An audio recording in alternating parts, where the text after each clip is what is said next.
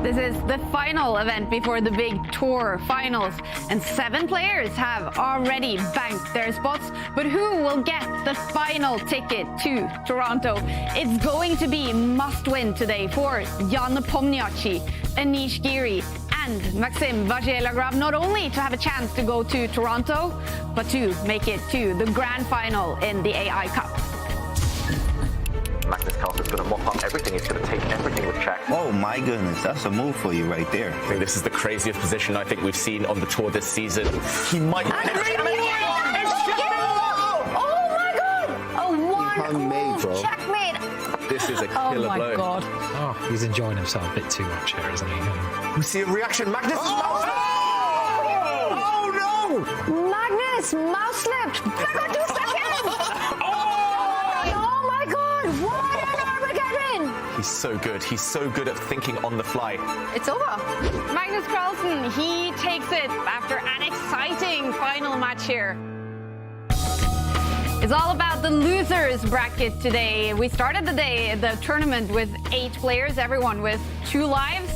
But the players fighting today, they only have 1 life left, so it's going to be must-win. And to guide you through a dramatic day in the AI Cup, we do have the man with the fruity colors on his analysis board, Grandmaster David Howell, and the always energetic international master, Tanya Sachdev. And David, 6 hours in that chair yesterday. How did you sleep? Oh, I was buzzing, I was pumped, full of adrenaline afterwards. I can only imagine how the players felt because it was a day of drama, maybe one of the most action-packed days we've seen so far this season. Yeah, the highlight, Tanya, was the big winners final, the match between Magnus Carlsen and Vachier-Lagrave. What was it about that match that had everyone just so excited? It was awesome. It was world-class players playing world-class chess, and that was a reminder for all of us why Vachier-Lagrave is truly one of the best players for so many years, a speed chess specialist. On his best day, he's on equal ground against Magnus. Let's not forget, Magnus did not actually win the match. It was still tied, but it was that Armageddon game that got him the win with the black pieces despite the draw. It was scintillating chess. Day 3 in the AI Cup. It was a long day of chess, and not only did it give us 2 Armageddons and that fantastic match with Magnus and MVL, it also gave us what was described as maybe the best and most genius move of the tournament. The rooks will be off the board, and the other rook will find entry into enemy camp, and it's all happening. Look at this. He's given up his rook. Wow. Amazing. This is genius. Pawn to c5, just ignoring the threat on the white rook, because look at the black knight. It's just too far away. It can no longer control the white pawn from running. This could be the move of the tour so far. Wow. Firouzja, he resigns because this white pawn is about to promote. Yeah, there we go. It's on the board. Magnus, will he retreat his queen? As we're expecting, the fact he paused queen sacrifice. Magnus Carlsen surprising us, not retreating to a passive square, gives up his queen, and then Maxime gives the queen straight back. That was crazy. Suddenly, Magnus's queenside pawns will run. Black is too slow in this race. And Maxime knows it. He looks away. And Magnus takes the win. Maxime resigns. Wow, we have the first decided game. What? Whoa. A rook sacrifice instantly from Maxime Vachier-Lagrave. This is crazy. This is genius. There's checkmating ideas all over the place. 1 move now for Magnus Carlsen. And he finds it. Wow. And he finds it in less than a minute. Maxime, meanwhile, going forward with his king. Wow. Look at this. If he pushes his pawn, will he get mated, Magnus Carlsen, on the edge of the board? We all know queen versus rook, how hopeless that is. Magnus allows a checkmate on the board. And we have Armageddon. It is a dead drawn position. We should clarify the departure of knights. Magnus gave up his extra pawn to get the knights off the board. Means it's a dead draw, and Maxime doesn't try to flag. He offers the draw, and Magnus progresses. After a huge fight between two fantastic chess players, they tied the match in the rapid portion. It ends with a match loss for MVL in Armageddon. And that means MVL is knocked down to the losers bracket. Magnus today gets a day off. He is straight through to tomorrow's grand final. And today it's all about the losers bracket. First, we have the losers semi-final with Anish Giri against Nepomniachtchi, best out of 2 rapid games. And then the losers final, where the winner of the losers semi-final will play Maxime Vachier-Lagrave for that second and final spot in the grand final. And as mentioned, it is also all about that final ticket to Toronto today. The easy answer is that for the 4 players fighting for that ticket, if, well, they win this tournament, they are secured that ticket, but it's not that simple. And Tanya, what is the scenario for Nepomniachtchi? How can he make it to Toronto? Well, as you said, Kaya, the 3 players in the elimination bracket today, the clear path for them is win today, beat the final boss tomorrow, and you're through to Toronto. But it's a clear path, but also the hardest one to do. Nepomniachtchi, well, he's the lucky one because he's got more scenarios that work in his favor. Well, to start with, if he wins against Anish today, and against MVL, it doesn't even matter what happens in the grand final because he has enough tour points. He becomes uncatchable. He books that flight ticket to Toronto. But on the other hand, if he wins only against Anish today, he still has a shot. He needs some results to go his way. For Nepomniachtchi, for that ticket to Toronto, today is the big day. Wow. And same for Anish Giri. What is the scenario, David, for Anish Giri? That's right. Anish Giri just cannot afford to lose. If he loses either match today, if he doesn't make it to the grand final, he is out no matter what. He needs to win both matches and potentially even defeat Magnus, the big boss, as well tomorrow. Or he needs to rely on a bit of help in Division 2, where he has half an eye on Fedoseyev's results. Fedosey could catch him, even if Anish gets to the final. Yeah. And we're going to update you on the scenario for Maxime Vachier-Lagrave later today, before he plays the losers final, because that all depends on what happens in the losers semifinals. But it is that 4th player playing in Division 2 here in the AI Cup, Fedoseev. And that's a complicated one. It's a complicated one. Lots of ifs and buts for the big fish. His best shot is to first win Division 2, get those 50 tour points, but he'd still need results to go his way in Division 1. One thing sure, Fedoseev is not only concentrating on his game today, but also cheering really hard for Anish Giri against Anish's match with Nepomniachtchi, because Jan has more points, more tour points than Fedoseev. It's complicated, but it's also action-packed, and Fedoseev is an important piece in this puzzle. He is playing the winners final today against Artemiev. We will, of course, pay attention to that match to find out if he is able to make it to the grand final in Division 2 and have a chance to go to the tour finals in Toronto. I wonder who chat. 6 events. 8 players. We are nearing the end of the 2023 season, and the fight to secure a spot at the 2023 Tour Finals is on. Magnus Carlsen, Hikaru Nakamura, and Nodibek Abdusatorov have already qualified through winning individual events. Wesley So, Fabiano Caruana, Alireza Firouzja, and Denis Lazovic punched their tickets with tour points, and now only 1 spot remains. The tour finale will be played from December 9th to 16th in Toronto, Canada.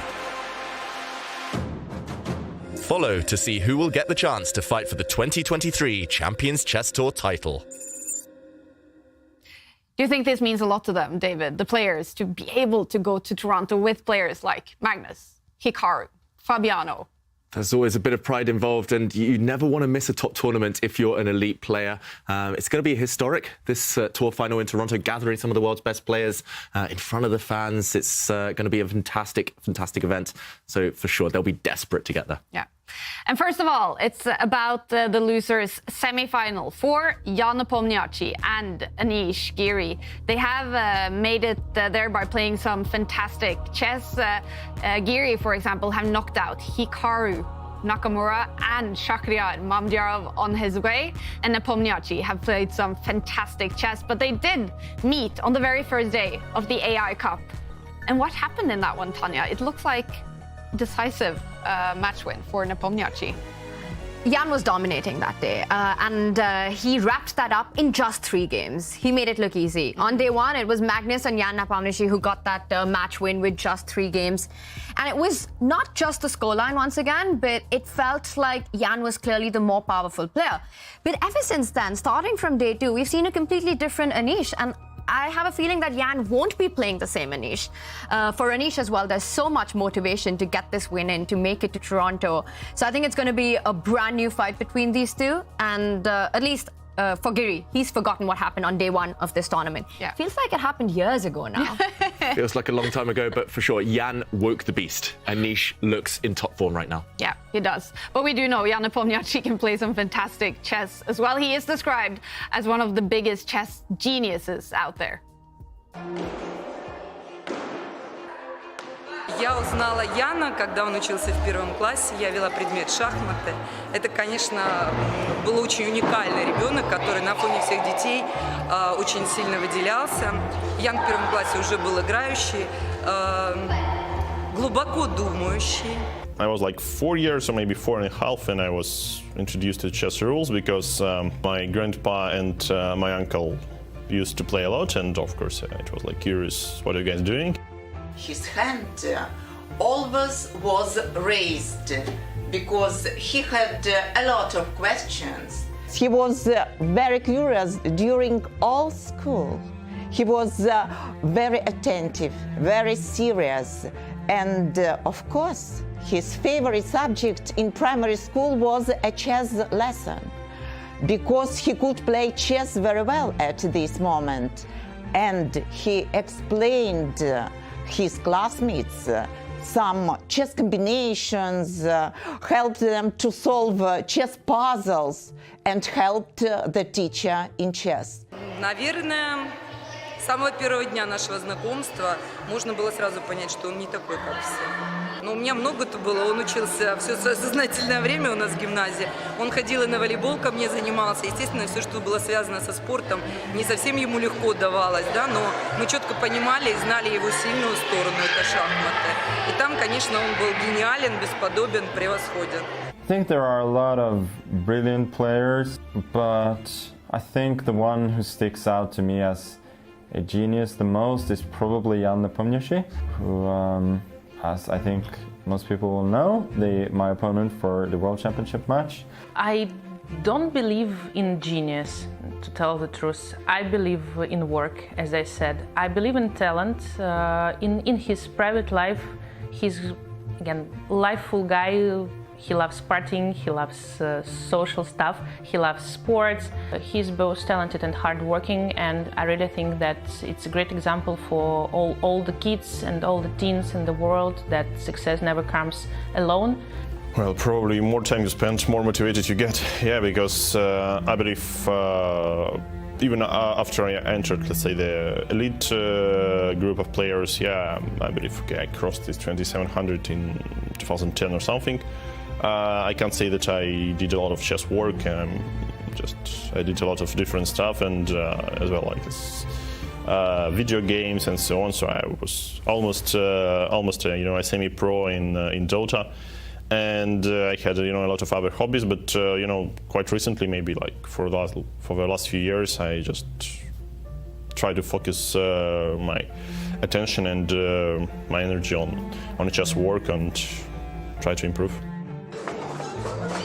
If we speak about his qualities that have made him to become the greatest in the world, I think the first is, of course, chess talent, then hard work, then extraordinary memory, extraordinary logic, of course, extraordinary thinking, extraordinary train of thought, non-standard problem solving, and his ability to focus on the main thing, his ability to calculate situation a few steps forward. Очень было интересно с ним ездить на соревнования и наблюдать, когда этот маленький ребенок играет уже со взрослыми детьми, когда он сидит за столом, когда одна голова видна из-под парты, и он потирает руки, говорит, ну все, пора поднимать руки и сдаваться. В свободное от игры время решал сканворды, то есть ребенок был на тот момент очень уникальный и очень-очень сильно отличающийся. The genius, Jan Nepomniachtchi, making a genius move yesterday in one of his games. David, what was this move that we called so genius? Yeah, it was one of the highlights of the day, certainly one of the highlights of the tournament. It was this position against Firouzja. He needed to win, Jan, and he pushed his pawn forward. He gave a poisoned pawn to his opponent. Firouzja took the bait he shouldn't have done, but here was the trick. After a trade of rook, suddenly white is out of nowhere, out of the blue, winning. He gives up this rook, which is attacked, just ignoring it, pushing his pawn forward, because if the rook falls, the pawn out races the black knight. The black knight just too slow to stop it, and Jan went on to win. Is he a genius, a chess genius, Tanya, Jan Nepomniachtchi, that has just arrived here? You've got to be, otherwise you don't make it to the World Championship match twice. Right. He won 2 candidates back-to-back, and definitely it's his style of play, his ambitious, confident, speed chess that we see, even when there's a classical format. And today he's playing against Anish, who needs to keep an eye out on the clock. The first match in the AI Cup that they played, Jan would just break away on the clock so early on, have a 10 to 12 minute advantage, and that really came back to haunt Anish. So Anish has to have a better time control in this match today. And he starts off with the white pieces. Anish Giri, what is it about for Anish today? I think just getting out of the opening in good shape. That was one area that normally Anish is really strong in, that let him down on day one of this event. In game one of their first match 3 days ago, Anish was just busted out of the first game. Out of the opening, he walked into Jan's preparation and there was no way back. He just couldn't recover. So I think starting with the white pieces is actually a good thing for Anish Giri today. He lost twice with black against Jan on day one. He will be hoping to strike back now. All right, we are waiting for the losers semi-final to start. It's going to be best out of 2 rapid games. Only 2 games on the losers bracket. If they are tied after those 2 games, then it will be decided in Armageddon who goes through to face MVL, Maxim Vachier-Lagrave, in the losers final later today. And here we go, the first game has started. Here we go, and it's a Petrov defense, known as one of the most solid openings for black out there. And okay, a quick trade of pawns in the center and all the knights staring at each other now. This is really topical stuff. This seems to happen, it's already happened this tournament, Tanya, but it seems to happen in a lot of really elite games right now. Yeah, and especially in a lot of Jan Nepomniachtchi elite games. And we see Jan there, he seems to be grooving, looking very confident about his opening. Jan is known to play aggressive chess, and we've seen him play the knight off so many times. But then there was this shift that happened in his play, and I think it was around the 2021 World Championship match, where suddenly Jan was coming forward with a lot of more solid openings, and we're seeing him now employ the super solid, and also known as the Russian defense, the Petrov. He's got some great results in this one. Anish didn't really manage to get anything with the white pieces in their first match against the Petrov. I wonder what he has up his sleeves for this one. Yeah, and look how quick the players have been firing off those moves. It's move 11 now, and a pawn sacrifice temporarily, at least from Jan Nepomniachtchi. Remember, as Tanya mentioned, for the World Championship matches, both against Magnus and against Ding, this has been the core, the heart of his opening repertoire as black. So he's spent months, pure months, studying this one. He knows everything there is to know. That's why I'm so surprised. Anish is kind of playing, he's walking into the cave here. He's playing in his opponent's home territory. And, okay, he takes the bait. White grabs a pawn in the center. But look at black's bishops. Look at the black queen, really active here. The white queen getting kicked around herself. And I'm not so sure Anish has reason to be happy here with the outcome of the opening. We see the queens disappear. White is a pawn up, but black has great compensation. And that compensation is all around the piece activity and the better pawn structure that you're highlighting, David. That A2 pawn, it is tender. The bishop on E6 is attacking it. But you've got to be a little careful because taking it immediately could land you in big trouble. White will simply sidestep with the rook, and then you've got a double attack to deal with. The bishop's hanging, the rook is hanging on the other end of the board. So don't get too greedy just now. But it's really not about getting greedy. You could simply move the rook to one of the open lines, D8 or E8. I like the square D8, as you're pointing out. It's an open file. And like you said, enough compensation. All your pieces are playing. A2 is still hanging. Not really clear how you keep the compensation. And there we have it, rook to D8. Yeah, so we're already in the endgame. We've barely played for 2 minutes and queens are off, all the knights have disappeared, and it is about this pawn structure. If white can somehow trade off all the rooks and keep his pawns intact, Anish will be the favourite, but you have to think that black's activity right now gives great compensation. It's tricky. The problem for white here, it is tricky to advance your pawn majority. You have 4 versus 3 on the king side, but you cannot push yet because of this annoying pin, and therefore your pawn in the centre is slightly disconnected from the rest of your army. Jan playing super fast and strange body language there, I've got to say. He looks like he's hiding from his own position, but I think secretly he'll be feeling pretty confident, especially if he keeps the pace going. And he does keep the pace going, right? Immediately blitzes out the move 8-6. I like it because it takes a key developing square away from a white's dark squared bishop. Bishop to G5 would have been a tempo attacking that rook that just came out. But Jan not only creating some space around his king, but making sure that Anish's bishops remain inactive. Who do you think the happier of the 2 players will be after the opening? Tanya, the outcome here? It's so level right now, and you know, as Kaya, you said, it's a best of 2, so the margin for error is so little. You perhaps don't want to go all out, take your big chances early on. I don't think either of them are too displeased, but with the black pieces, to get this kind of activity, to get the space up on the clock, Jan should be happy, probably happier out of the 2 with this opening outcome. Yeah, actually, to be honest, I would even take black's position. Normally, I'm quite materialistic. We've discussed that in previous days. Is greed good?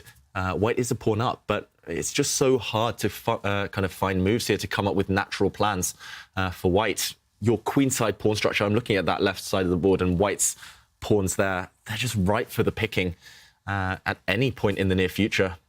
I think Jan, just the fact as well that he's clearly prepared this opening, he's studied it with computers, maybe with his seconds, with coaches. I think that will favour him.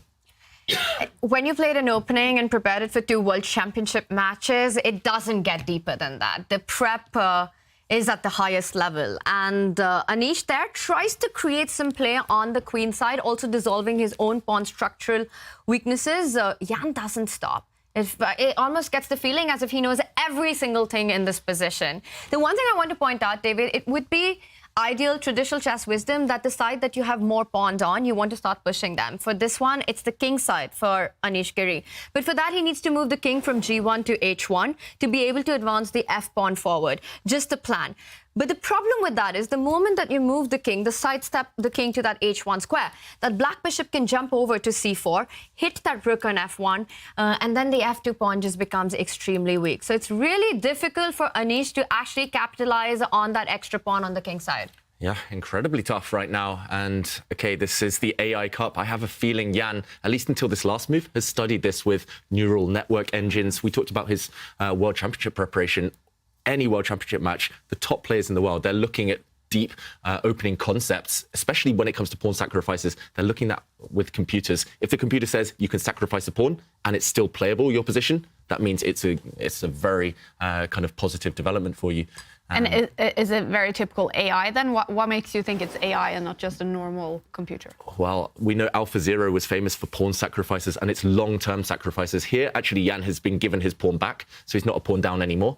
Black has these doubled A pawns, but AlphaZero got a lot of success with long-term pawn sacrifices, pushing rook's pawns up the board, and it was not materialistic at all. And I think until AlphaZero came along, even the top kind of man-made computers like Stockfish, they were very materialistic. They loved grabbing pawns, even if the rest of their position didn't make much sense.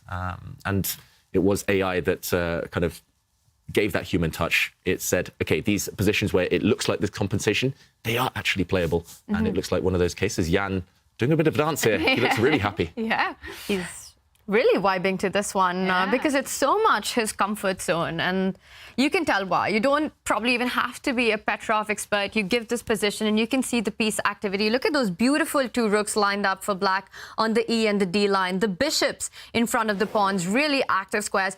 And there are also these potential tactics based on white's back rank weakness right now, David. I'm trying to calculate the line that if... Jan is really enjoying himself. He must be listening to music, right? I think the position is music to his ears right now. And the line I was wanting to point out, David, is I'm wondering if Anish actually took that pawn on a5 with all these tactical motives around the back rank. Can Jan actually get greedy with the pawn on e5? At first, you think rook e5 is met by a discovered check on h7, but then you just pick up the bishop, you lose the rook, and then you win a white's king. Yeah, winning the king tends to be a good sign in any game. This is a back rank checkmate, and there's various spins on this, Tanya. The problem for Anish is he cannot defend his pawn in a healthy way. He would love to jump out the way, attacking this rook and defending this pawn, but same idea again. Rook takes pawn, luring the white rook forward, and suddenly, whoops, checkmate, and you're caught. Yeah, I was going to say, caught unawares here. That's a nice way of putting it.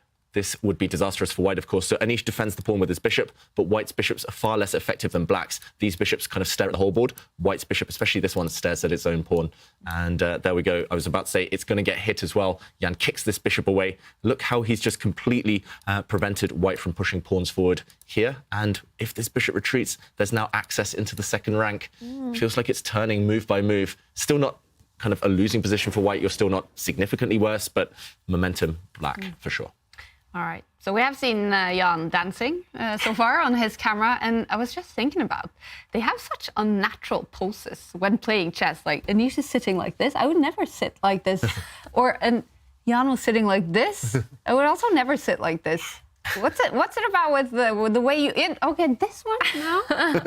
And this one? I would never... What is it about the poses that you have while playing computer chess? It's uncanny there, Kaya. You're like a copycat, just the way you could mimic those poses. I don't know what it is. I think there's a lot to do with psychology. A lot of players, sometimes they feel the weight of the occasion, therefore they have to prop up their head.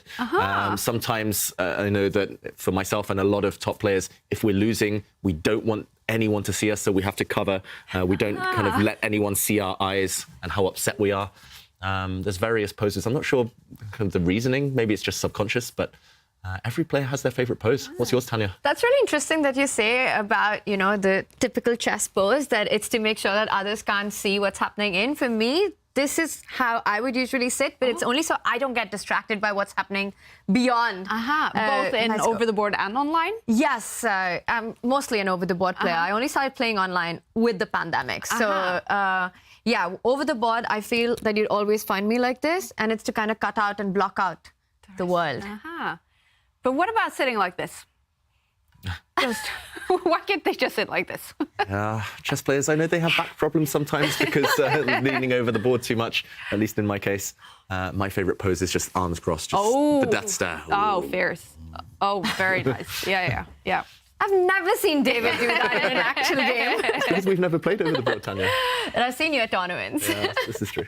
I bet, if you actually worked with, a mental coach or something, I bet that mental coach would actually say, it also depends on how you're sitting across your opponent. Sit with confidence, I guess. It must have something to say.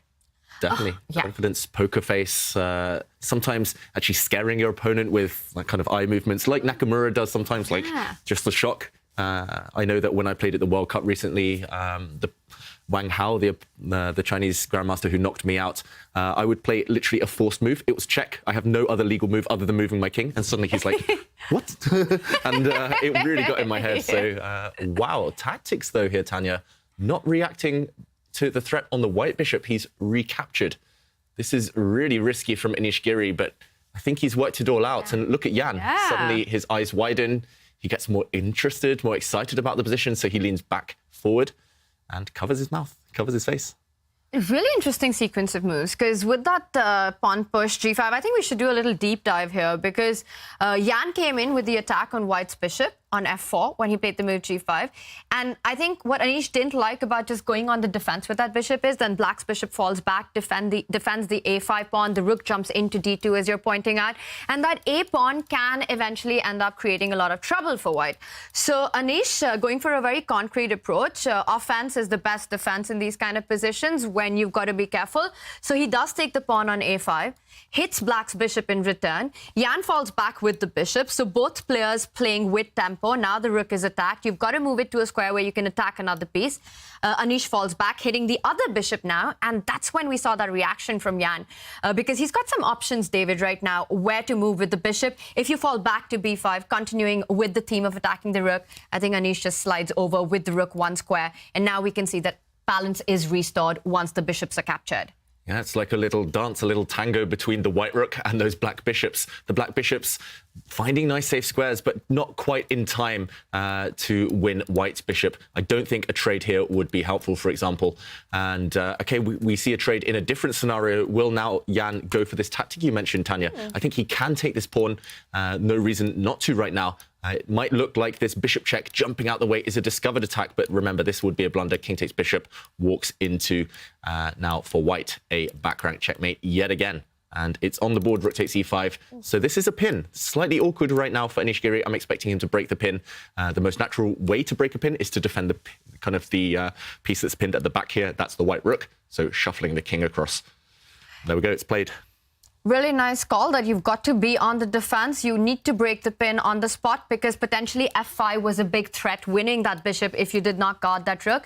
But David, now white is threatening to go bishop to h7. The discovered check wasn't possible earlier, but with no back rank weakness, it is. So black perhaps doesn't have time to get into activity with rook d2. You really want to come in with your rook, but I think this fails to bishop h7 now. Yeah, it looks like black is about to deliver a mating attack, but bishop takes bishop to h7, and this time there is an escape square for the white king just in time. You don't want to run into the eye line of the black bishop, but you can run to the center. Still a complicated position, but certainly not advantageous for black anymore.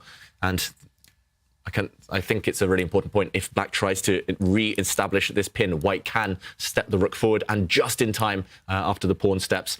Actually, a few ways to break the pin now. If you want to be really flashy, you can even give a check. And black cannot take this bishop because of rook takes rook. This shows all of the tactics we're showing now, all of the tricks. This shows that it's still rich, full of life, despite the fact a lot of pieces, a lot of material has disappeared right now. And it's opposite color bishops. Actually, this line on the board. Yeah.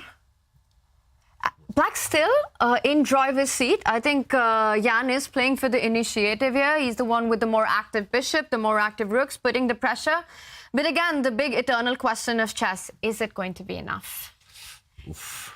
What do you think, Tanya? I'm going to get there first because I think it's going to be a draw. Yeah, David, we're good friends. I'm not going to disagree with you on this one. I think that despite the fact that Jan is putting the pressure, one gets the feeling that too many trades have happened. The opposite color bishop, game one most likely to end in a draw. Okay. Which will be a good start for both of them, but there will only be one more rapid game to win the match. If that one is a draw as well, if this is a draw, then it will be decided in Armageddon. I think odds are big. We will see some Armageddon in the two matches today, hopefully. Yeah. Imagine the fate of a whole season, one whole year leading up to this tour finals, settled in just one Armageddon game. Ooh, just a shootout till the bitter end. That would be brutal. Yeah. And they will probably then put a lot of thought into their time bids if we do see Armageddon. Yeah, and the opening choices, everything that would be dramatic. Do you think they've even already sort of made a plan for what they will bid if they do end up in Armageddon? It's interesting. It's possible because it's just a best of two, right? Yeah. So there is a big chance of actually going into that. So at least to have in mind a sort of a general strategy. Do you want to play with the black pieces? How low are you willing to go for those black pieces, the time bid? Because we saw that play quite a big role in the Armageddons that we had yesterday. So I wouldn't be surprised if it's something that they have given a thought. Yeah. It was interesting to hear Magnus in his interview yesterday. He said his opponent, Maxime Vachier-Lagrave, due to his mathematical background, had clearly done some planning, clearly done some research onto kind of where the best kind of time to bid is, or kind of the bounds which are kind of acceptable that maximize your results. And yeah, Maxime there went over 10 minutes, so it was really interesting. And Magnus usually is so good at getting into his opponent's heads, and we've seen it throughout the tour, right? He's almost able to predict what his opponent's going to bid. But yesterday, he wasn't against Maxime because he mentioned that he could have actually bid for 2 more minutes on the clock, so he kind of missed the mark by quite a lot. Really interesting to see that. But it will be, if in the grand final tomorrow we do see Armageddon again with Magnus, he did sort of hint that maybe he wants to copy MVL later because he thinks MVL must be, with his mathematical background, really good at those time bids. That will be interesting. Yeah, maybe MVL watched that interview though, and then the mind games. He knows Magnus is going to call his bluff, so he might bluff and go lower. It's, by 1 second. Ooh. Yeah. It's always fun with Armageddon. And Jan Nepomniachtchi in this one, thinking now for 3 minutes. What is that about? I think it's purely a dilemma now how to keep the game going. If all of the rooks disappear from the board, because it is opposite colour bishops, the game is nearly definitely going to end in a draw. White will hold the light squares, black will hold the dark squares, and no way kind of past each other. But while rooks remain, there's always some chance. And the problem for black is you need to keep as many rooks on the board as possible, and you need to start pushing the A-pawn. Black's main kind of ace up his sleeve here right now is the A-pawn. So the problem is if you start pushing it, white will move his bishop away, rooks will disappear from the board. And if you kind of switch your attentions to the other flank, white has some targets there. White's rook on the 4th rank, attacking black's f-pawn. So I think he's just debating how hard he wants to push for a win here. Interesting move, really mysterious move, I've got to say, this last one. And a slight shake of the head from Jan. Yeah. I wonder if that shake of head is just him taking his time and kind of realizing that he's gotten everything that you can with the black pieces in the Petrov, but maybe there's nothing more to be done. Because now, if both pairs of rooks come off the board, it's a draw because it's an opposite color bishop. And for Anish, it's very possible that he just retreats with the bishop and at least gets 1 pair of rooks off the board. The other rook on c4, which will remain, is quite an active rook. I like the move that you're pointing out because that rook to c4 also hits the pawn on f4, and you end up trading 1 rook on the e-line. Bishop f3 has been played. I think Jan is just sort of getting ready and accepting that he didn't get much out of this opening. And Kai, you mentioned that a draw would be a result that both should be happy about, but I think it's a bigger draw for Jan, and just a slightly better draw for Jan in a best of 2 the next game he starts with white. Yeah, he should be happy. I don't think the shake of the head is anything to kind of read into there.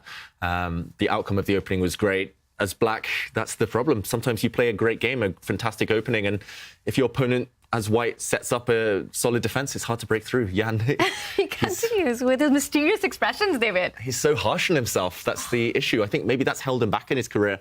Just he doesn't let go of mistakes, and he hasn't made any mistakes here, Tanya. I think it's just been a level game throughout.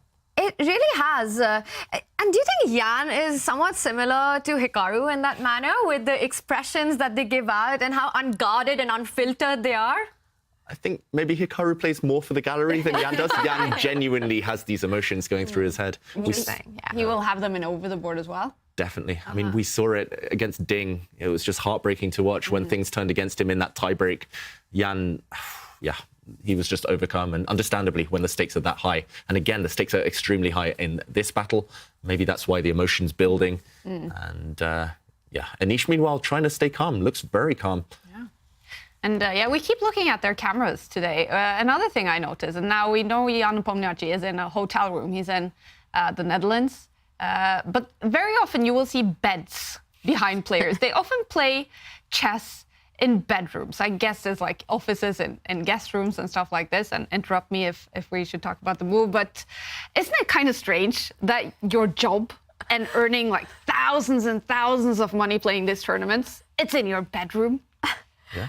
It's the most comfy place in the world. Why leave? We're blessed. Yeah, we're lucky. If I could choose my job again, I would be a chess player as well. You just never have to leave your bedroom. Yeah, one of my favorite things was in the play-ins for one of these tournaments this season, we have these extras, these second cameras set up just to monitor players. And I did see one, I won't name who it was, one player, he was lying in bed. The laptop was balanced on his belly, and he was just playing, and he was winning loads of games. It was incredible. I mean, you've got to play where you're comfortable. Sometimes that's the bedroom. Yeah, I agree with you. And I think that's why when the pandemic hit and the whole work from home happened, it wasn't that big of a change for chess players because we've always been working from home. Yeah, that's true. In pajamas pants and maybe no pants. What do I know? Family-friendly show, Kaya. Save those questions for the interviews later. Are you wearing pants today? Anyways, what's happening on the board? Anyways, I think we might be about to see a draw. We have seen this position now already. This is the second time we've seen this position. If the white king goes back towards black's f-pawn, the black rook moves away. I think we'll see the players agree to peace very, very shortly. Not really many ways to kind of avoid this right now. I think it's inevitable. There we go. The white king goes forward. Black's f-pawn is about to drop.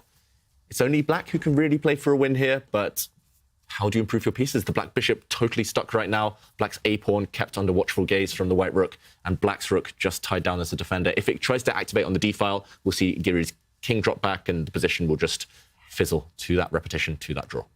It's ending in a draw, but I want to point out one dynamic that exists in this one, David, that white has to watch out for. Don't get too greedy with that f4 pawn. You've been pointing out this a passer that black has, and let's make a move for black that, well, you can't really defend the f4 pawn, but let's say you go king to g6. Oh, wow. On the board, quick call, David the Prophet. And if white takes an f4, I think there are dangers in this position, and the bar does drop because black can just start pushing the a-pawn. And after a4, white's rook is pinned on f4. The bishop on g4 doesn't have enough time to come and actually fight against the passer. Yeah, no way to stop it. You can only stop this pawn on a light square, and the white bishop cannot get round in time to block it. All these squares that it wants to use are covered. So that would have been a huge, huge trap. Nepomniachtchi still looking for tricks. This is why the top players in the world are so strong. But of course, Giri plays a more practical move. He's going to blockade the pawn on a light square. And this is where the opposite color bishops comes into play.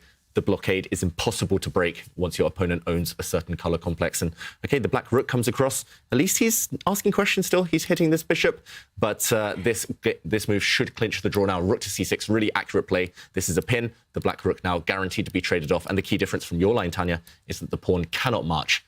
So this one will be a draw. Yeah, very precisely navigated to safety by Anish Giri, this one. But for Jan, I think he's got reasons to be pleased. Starts with the black pieces, absolutely no problem out of the opening, and kind of gets a draw on his terms. Yeah, it's always a moral victory, psychological win to put your opponent under pressure, to be the one asking the questions. And not once in this whole game did it look like black was ever in trouble. Whereas for Anish, he was the one avoiding things, dodging pitfalls. And this game, we'll see it lock up, just get completely blocked. The problem for black is there's no way into the white position with his king. And Giri will just sit passively and wait. Yeah, and how cool is it that we've got this elimination bracket today, and the three players who are in it, each one of them is fighting for a spot to Toronto, and the only way that they get there is by making it to tomorrow. So it's almost like a script that you can't write. If you sat down at the start of this tournament and predicted this, it would be really hard to get to this point. Yeah. And here we are. Here we are, and it's actually going to go down all the way to the final day of the last event before Toronto. Yeah. It's incredible. We could, as you said, we couldn't have written a better script for it. It's not just these three players. It's Fedoseev in Division 2. Somehow he's made it this far. It's pretty much everyone who can get that spot in Toronto has brought their A game this tournament, and they're really pushing hard to make it there. And that's how much they want it. Yeah. And as Tanya mentioned before this game started, for Fedoseev in Division 2, most likely he will have to win Division 2. He is today playing the winners final. And 2 games have been played now against Vladislav Artemiev. They are tied 2 draws so far, best out of 4 games. So we will keep an eye on that, definitely. And that's a tough one. Artemiev is such a strong player. Yeah. It's not going to be easy for Fedoseev today. Yeah, it's going to be tough. And he has to win today, maybe potentially win tomorrow, as you mentioned, Kaya. Yeah. So Fedoseev, work to do. Definitely. Business time. Yeah.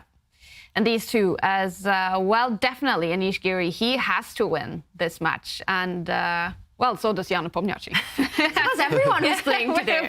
It's all about winning today. You just have to win today. It's must win for all the players, and we love that. But this game, probably not a win for anyone. It's a draw, probably. Yes. This one will end in a draw. The one script that we could have written at the start of the tournament is that whoever wins today will meet Magnus Carlsen in the grand final. That's true. That's true. He's been on fire lately. 3rd consecutive grand final for Magnus Carlsen. How impressive is that? Yeah, I think it's just those rest days. He loves those rest days, and you get one on the 4th day of every tournament if you keep winning. That's what motivates Magnus. And meanwhile, we see some pawns disappear, but it doesn't change anything here. White has a full blockade, a fortress, as we call it. No way through for the Black King. It doesn't change anything, but the aggression with which Jan has even handled this draw position is really impressive. He's just gone max on, Ultra Pro max on the whole thing, but it's not enough. You do everything, but White's bishop is stopping the a3 pawn, the king defends the king side, and we do have a result. It is a draw. We have a draw. Game 1 is finished. Anish Giri had the white pieces in this one. No big reaction, but only one rapid game to go where he will have the black pieces. So do you think Anish is not too happy with how this game? I think how it started and the pressure that Jan managed to create out of the opening, Anish should be happy that he navigated it precisely to a draw and to safety. But yes, I think he was hoping for more with his only white in the best of 2. So does that mean Nepomniachtchi is quite happy now, and he has 9 minutes now to prepare for a game with the white pieces? Yeah, you couldn't tell it from his face, couldn't tell it from his camera, his expressions, but I think deep down he should be quite content. He did beat Giri twice with white on day 1, so it's going to be an uphill struggle, I think, for Giri. Yeah.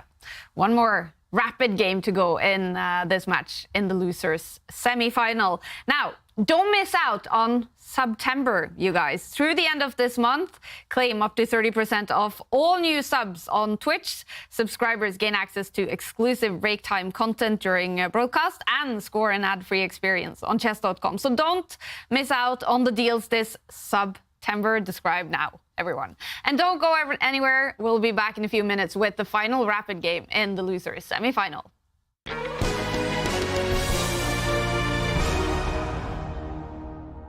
It doesn't look like much, but neither would a Sicilian defense to the untrained eye. This is a performance enhancer. You don't see it? How about now? Manage your air quality, sharpen your performance, change the game with Air Things. Love playing chess variants? Or just looking for something new? Join us for the Variants Community Series. Every 2 months, we'll be featuring a different variant in a series of events and competitions.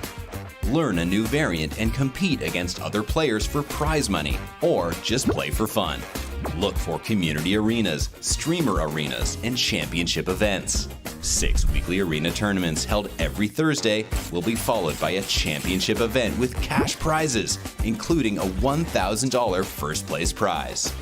The 3rd and final weekly arenas will be streamer arenas, featuring gifted subs as prizes. Win any of these events to qualify for the championship. The Variants Community Series kicks off on September 7th with King of the Hill, where the first to occupy the center wins the game. But getting checkmated still loses. And join the Variants Club today to learn more about upcoming events, how to participate, and much, much more. See you in the arena on chess.com. It is must win today for Nepomniachtchi and Anish Giri in the losers semi-final. They drew the first game. One more rapid game to go. Will we see a winner, or will we see Armageddon in the fight to go through to the losers final to be played later today against Maxim Vachier-Lagrave? This is the AI Cup, and we're also excited to announce that at this tournament, chess.com is partnering with the browser maker Opera. We are thrilled about this collaboration. It is something for chess lovers everywhere. It truly puts the game right at your fingertips, no matter where you are. Imagine that, your very own chess browser. And using Opera's AI tool, Aria, we did interviews with the players before this tournament, asking Aria to give itself out as Anish Giri.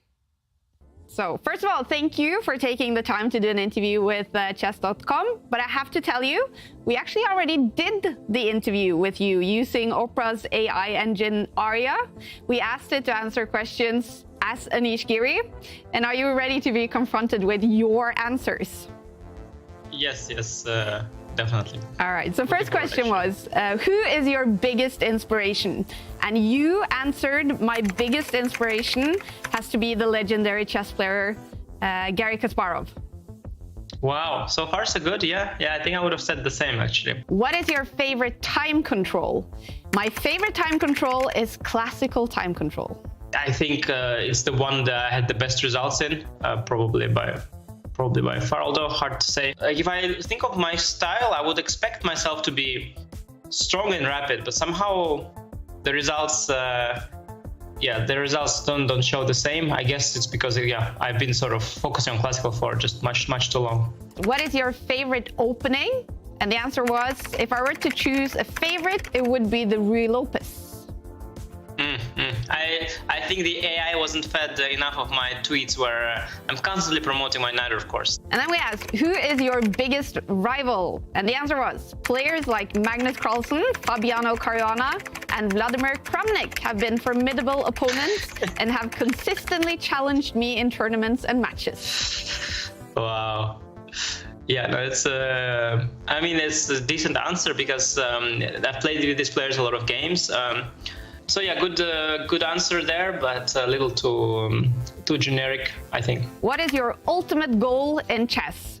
My ultimate goal in chess is to become the world chess champion. Yeah, again, generic, but in this case it works very well. I think that's the, for me, I think that's the ultimate goal. Have you reached your peak as a chess player? The answer was, I believe there is still room for further growth and improvement in my chess career.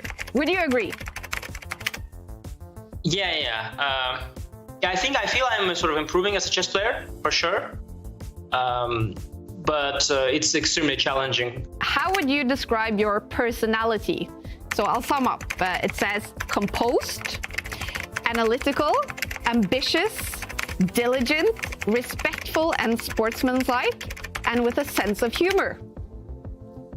Yeah, I hope the respectful and sportsmanlike was not the sign of the humor, but very, very, flattering answer, which is also fitting because I am not modest, and it didn't mention modesty. What is your IQ?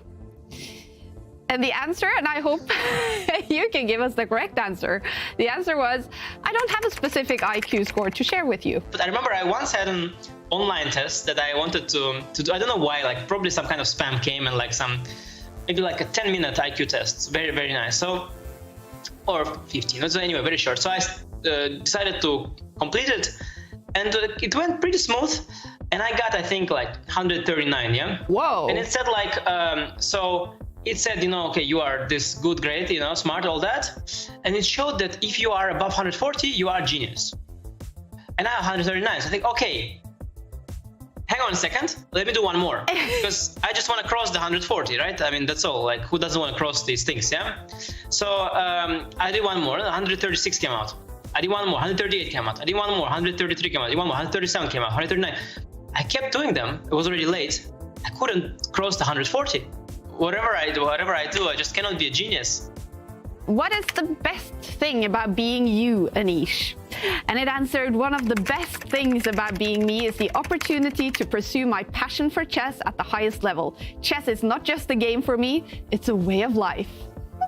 Oh, very, very, very cool. Very cool. Very nice. I'm a little surprised it limits the answer to chess only.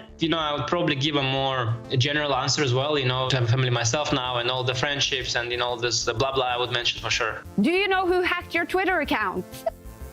And let's see if it gives an answer. No, it says, well, it's quite an unfortunate incident that my Twitter account was hacked. As of now, I don't have specific information about the individuals responsible for the hack. Yeah, that is true. I did this police report back then, and I guess they treated it as just like another bike theft. Yeah. So it means nothing came from that. Awesome. Thank you for answering, Anish. You just got AI'd.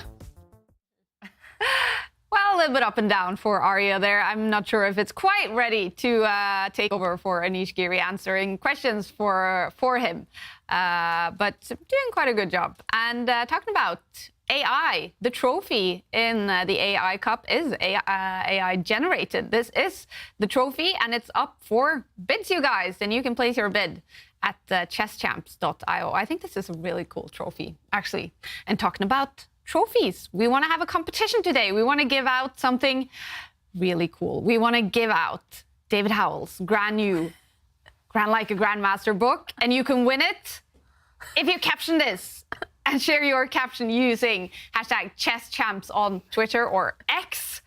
Caption this. Do you have an immediate caption, Tanya? Oh my gosh, I'm looking at that. It's scary. Yeah, grind like a grandma? Yeah. Oh, nice one. Just looks like something from Halloween. Yeah, I know. Yeah, I can't wait to see some of the answers. And the prize, if the winner with the best caption, we will choose one by the end of the show, wins David's brand new Grand Like a Grandmaster book, signed by Magnus Carlsen himself. And it should be signed by you as well, David. That's right. I have a copy of the book here. I did trick Magnus into signing it the other day. Nice. He very kindly signed, as you can see, just here. So I'm going to try and sign it as well. And do you want to do it live? Yes. Okay. Just a little message. Never stop grinding. Like a grandma. There we go. And a signature. I want this book now. Oh, I'll get you one, Kaya. Yeah. There we go. Signed by both of us. Fantastic. This fantastic book with 2 signatures by 2 fantastic grandmasters is up for grabs for the winner of our competition. So place your caption on using #ChessChamps on Twitter. Anish Giri, well, he loves tweeting, but he has to play some chess right now.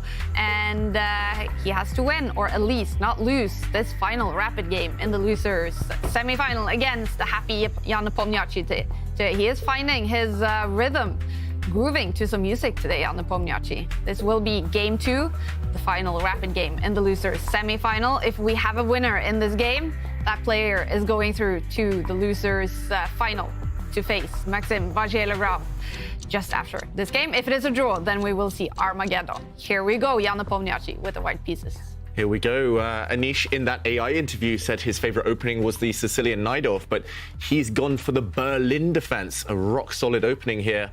I haven't seen Anish employ this too regularly in recent times, and Jan does not go for any forced draws. We breathe a sigh of relief. The Berlin, of course, known for that. Instead, we see a slower variation. And this last move, pawn to c3, is quite rare, I believe, Tanya. A slower variation of the anti-Berlin here by Jan Nepomniachtchi, so still keeping the game alive. I think this approach by Anish to go into the super solid Berlin, it's a clear indication that he wants to now get to the Armageddon. He's happy with the black pieces to just not get into any big fight, any big duel where Jan Nepomniachtchi and his aggressive style can thrive. But Jan not letting it go so easy, so we still have a game on our hands, and Anish falls back with the bishop, and it's Jan who slows down. Does that surprise you? It does surprise me, firstly, because Jan went for this kind of bishop for knight exchange, then played this rare move on the last turn, pawn to c3, and to kind of pause after one of the most natural moves for black is slightly strange. He's looking off to the left, or his left, Jan Nepomniachtchi there. That often means players are in recall mode. Just trying to remember his opening theory here. For sure, it's something he's prepared before, maybe even for a World Championship match. But it is Jan's style to play quickly, confidently in the opening, to try and kind of assert his dominance over his opponent, just to scare him. When these two met a few days ago, Jan played so quickly as white. I think after 20 moves of the first game, he had over 15 minutes. Now, the fact that he slowed down is not a positive sign for him. Yeah. I agree with you, David, and that also so early on in the game. And let's also just remind everyone that for Anish, tour points are not going to be enough. If he loses this match, he's out of contention. Yeah. On the other hand, for Jan Nepomniachtchi, today is actually the biggest day. Yeah. If he wins both his matches, he's through to Toronto. He wins against Anish, he beats Maxime later on, and that's all that he needs to do. If he wins this one, Kaya, he still has a big chance, even if he loses later, but he'll need some results to go his way. Yeah, that's true. This one it's especially dramatic for Anish Giri. Yeah. Well, Jan Nepomniachtchi as well. They just both have to win this one. That's just how it is. It's easy. They just need to beat several world-class players in a row. They cannot afford to lose any game. Oh, yeah, tough situation to be in, of course. And eventually he does make a decision, knight b to d2. I want to praise Anish as well for being really flexible. Clearly this was his plan, the Berlin defense coming into this game, because the Sicilian did not work out for him on day one of this event against Jan. He got hit in the bishop b5 check Sicilian a couple of times, struggling out of that opening. And good wisdom for anyone. If you're struggling, not liking the positions, not enjoying what your opponent's throwing at you, switch things up in the next game.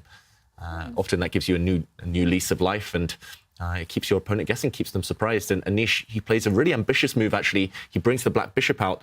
A more solid player or someone kind of less inclined towards attacking, like me, might have just castled the black king. That would have been a safe move, of course. But he's keeping Jan guessing. Look how the black king, once the black queen moves out the way, can actually choose either flank to castle on. He's waiting. It's a bit of a kind of guessing game right now.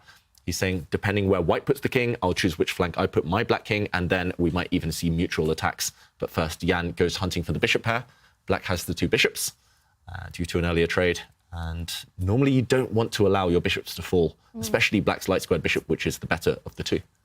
Black has the bishop pair, white has the more flexible pawn structure. So I would definitely agree with you that for Anish it's important. He's already doubled up the c-pawns to actually retain that bishop pair advantage that he has. Two moves come to my mind here for Anish, head and hands right now. Bishop can fall back to d7. But, David, that's a square that you perhaps want your queen on at some point to allow that queenside castling that you were pointing out. Or you could get more aggressive with black in this position and go all the way forward to g4. Anish reaches out for his mouse and he does take a decision. He's going aggressive mode. Bishop g4 hits the queen. And Jan immediately answers with queen to b3, attacking b7. Anish returns the favor with getting his king to safety, defending that f7 pawn that you were just highlighting. But there is another pawn hanging in the situation. Yeah, and the big question now, it's actually a critical moment quite early on in this game. Both players have slowed down. Queen takes b7. Can white get greedy? Evaluation bar says no, but from a human perspective, it's not immediately clear where the refutation of this move lies. You've won a pawn. It's a very important pawn as well, because black is left with a wreckage of a structure. Isolated pawns, doubled pawns all over the place, more targets. But white is temporarily behind in development. So Tanya, do you see what was wrong with this? He didn't go for this. He first kicked away the black bishop. This is complicated stuff. It's really complicated. I don't see a direct way to actually trap white's queen or to get to it, but I think it's about the initiative again. In this case, it would be about the initiative. Ooh, sorry about that. Nice. But it's all about development, right? All of black's pieces are playing. White doesn't have the possibility to go castle with the king, because then the bishop would jump on to e2, attacking the rook and the pawn on d3. The queen on b7 vulnerable.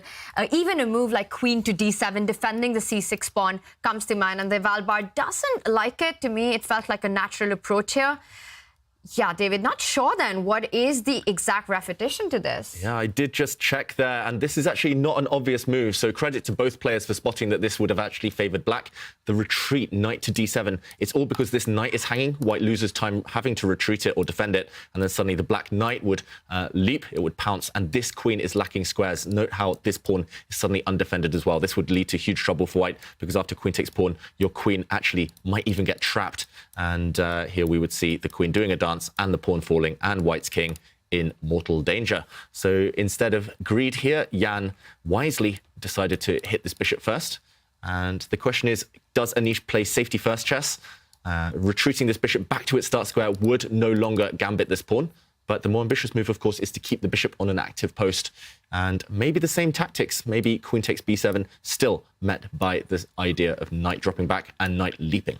That's actually an awesome tactic that you're pointing out. You retreat to go forward on the next move, loose pieces drop off, and full board awareness, right? You're trying to get to the queen on b7, but also hitting the knight on the king side, and another weakness at the center of the board. So just covering all points there. Really nice tactic in a counter-attacking way, making sure that the b7 pawn is defended. To your first earlier question about the bishop retreat, I do like the more active approach here, keeping it on this h5 d1 diagonal.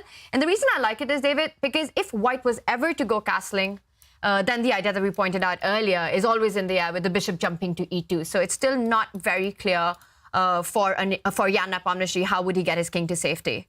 Yeah, and Anish is going through all the poses right now on the camera. I think he wants to play the active move, of course, but he's meditating first. You've got to do what you got to do. He's using the force, just levitating the mouse, the pieces with his mind. But I'm expecting that move, just like you there, Tanya. Active play. Nearly 3 minutes, though, thinking about this one move. Nepomniachtchi seems to be getting a bit restless, rocking back and forth in his chair. And eventually, Giri takes the safe approach. The bishop not a happy camper, retreating back to its start square, but at least now there's no tricks. White's queen cannot go hunting for pawns. And black will gain some time back by kicking back the white knights in the next few turns. Mind games, I think, there, Tanya. Wow. And look at that. The bishop retreats and then the knight retreats with the idea that you pointed out. The bishop on c1 is defending the knight on g5. So it's not hanging, but that knight from d7 is landing on c5 in the next move. So taking advantage of that queen placed on the queen side, which is a bit vulnerable. And at some point, Anish has the f5 break in mind to try to open up the position, open up the king side and get more activity against White's uncastled king. Yeah, if black can throw pawns forward, I know many attacking players would love that, especially Anish, if he gets the opportunity, if he feels that Jan is taking too many liberties, leaving the king in the center too long. It might just be time to castle, I was going to say, but he drops his queen back first. That's preempting an attack. Now the black knight will not be hitting the white queen, will not gain time. So yeah, just very logical play. And the question is, does black start kicking back white's knights now? For example, this knight can be forced back. Maybe this knight can be forced back later. Or does black go active, start trying to break out?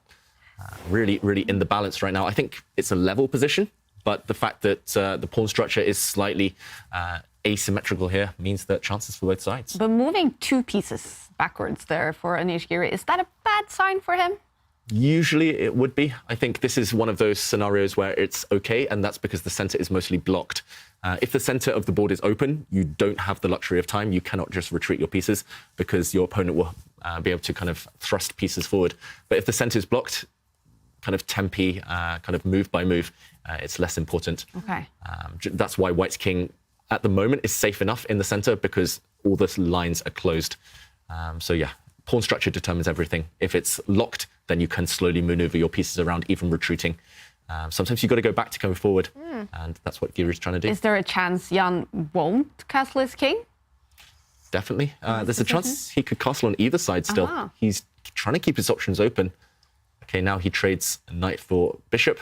Now it's opposite color bishops again. Still knights in the mix. I think he will eventually castle kingside. Okay.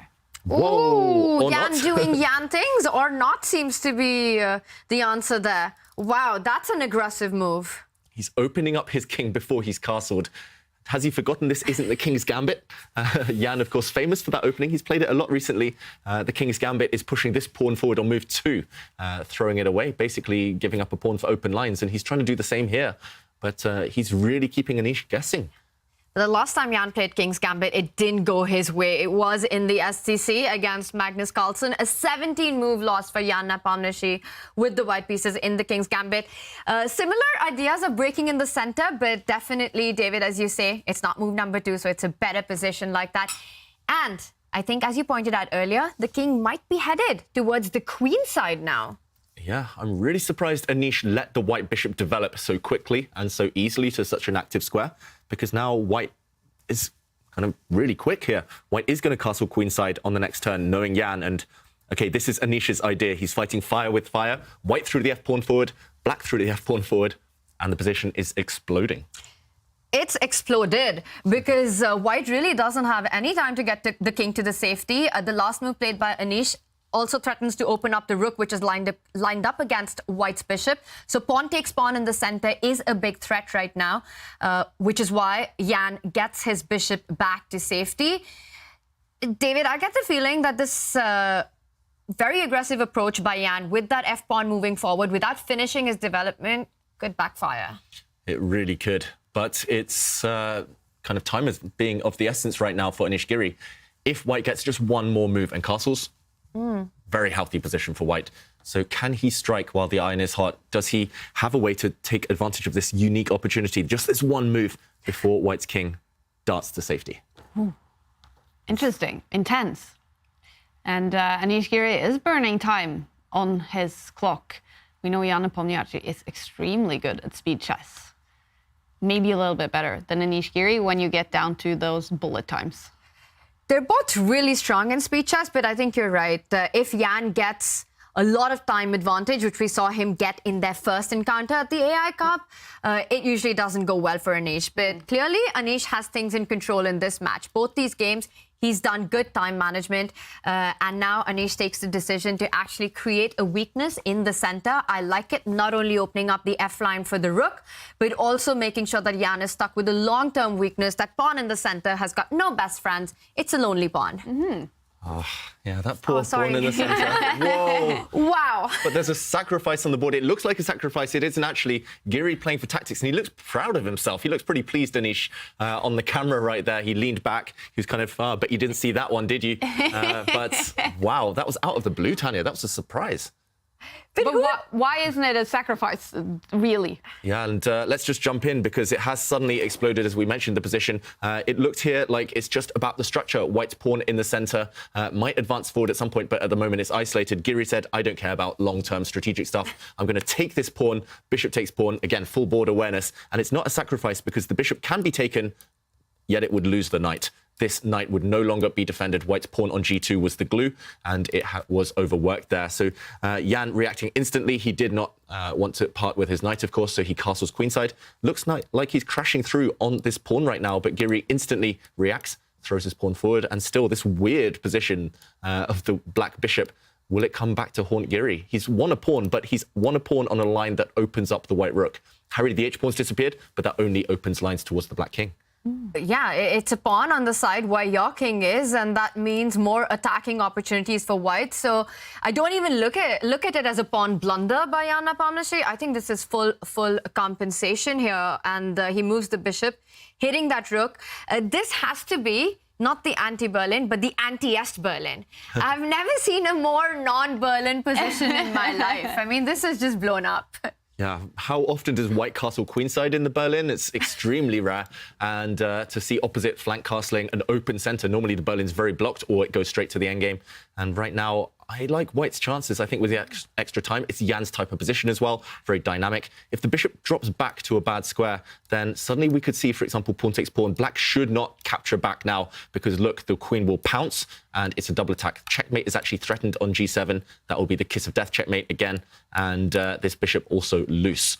So suddenly the stakes are really high. One error and this could end. Wow. Black has to be really accurate to survive. Wow. And I don't know that much about the Berlin, but I often hear the word boring when I hear Berlin. So if this is very not Berlin-like, must mean we have a really cool game ahead of us now. It's full entertainment on the board.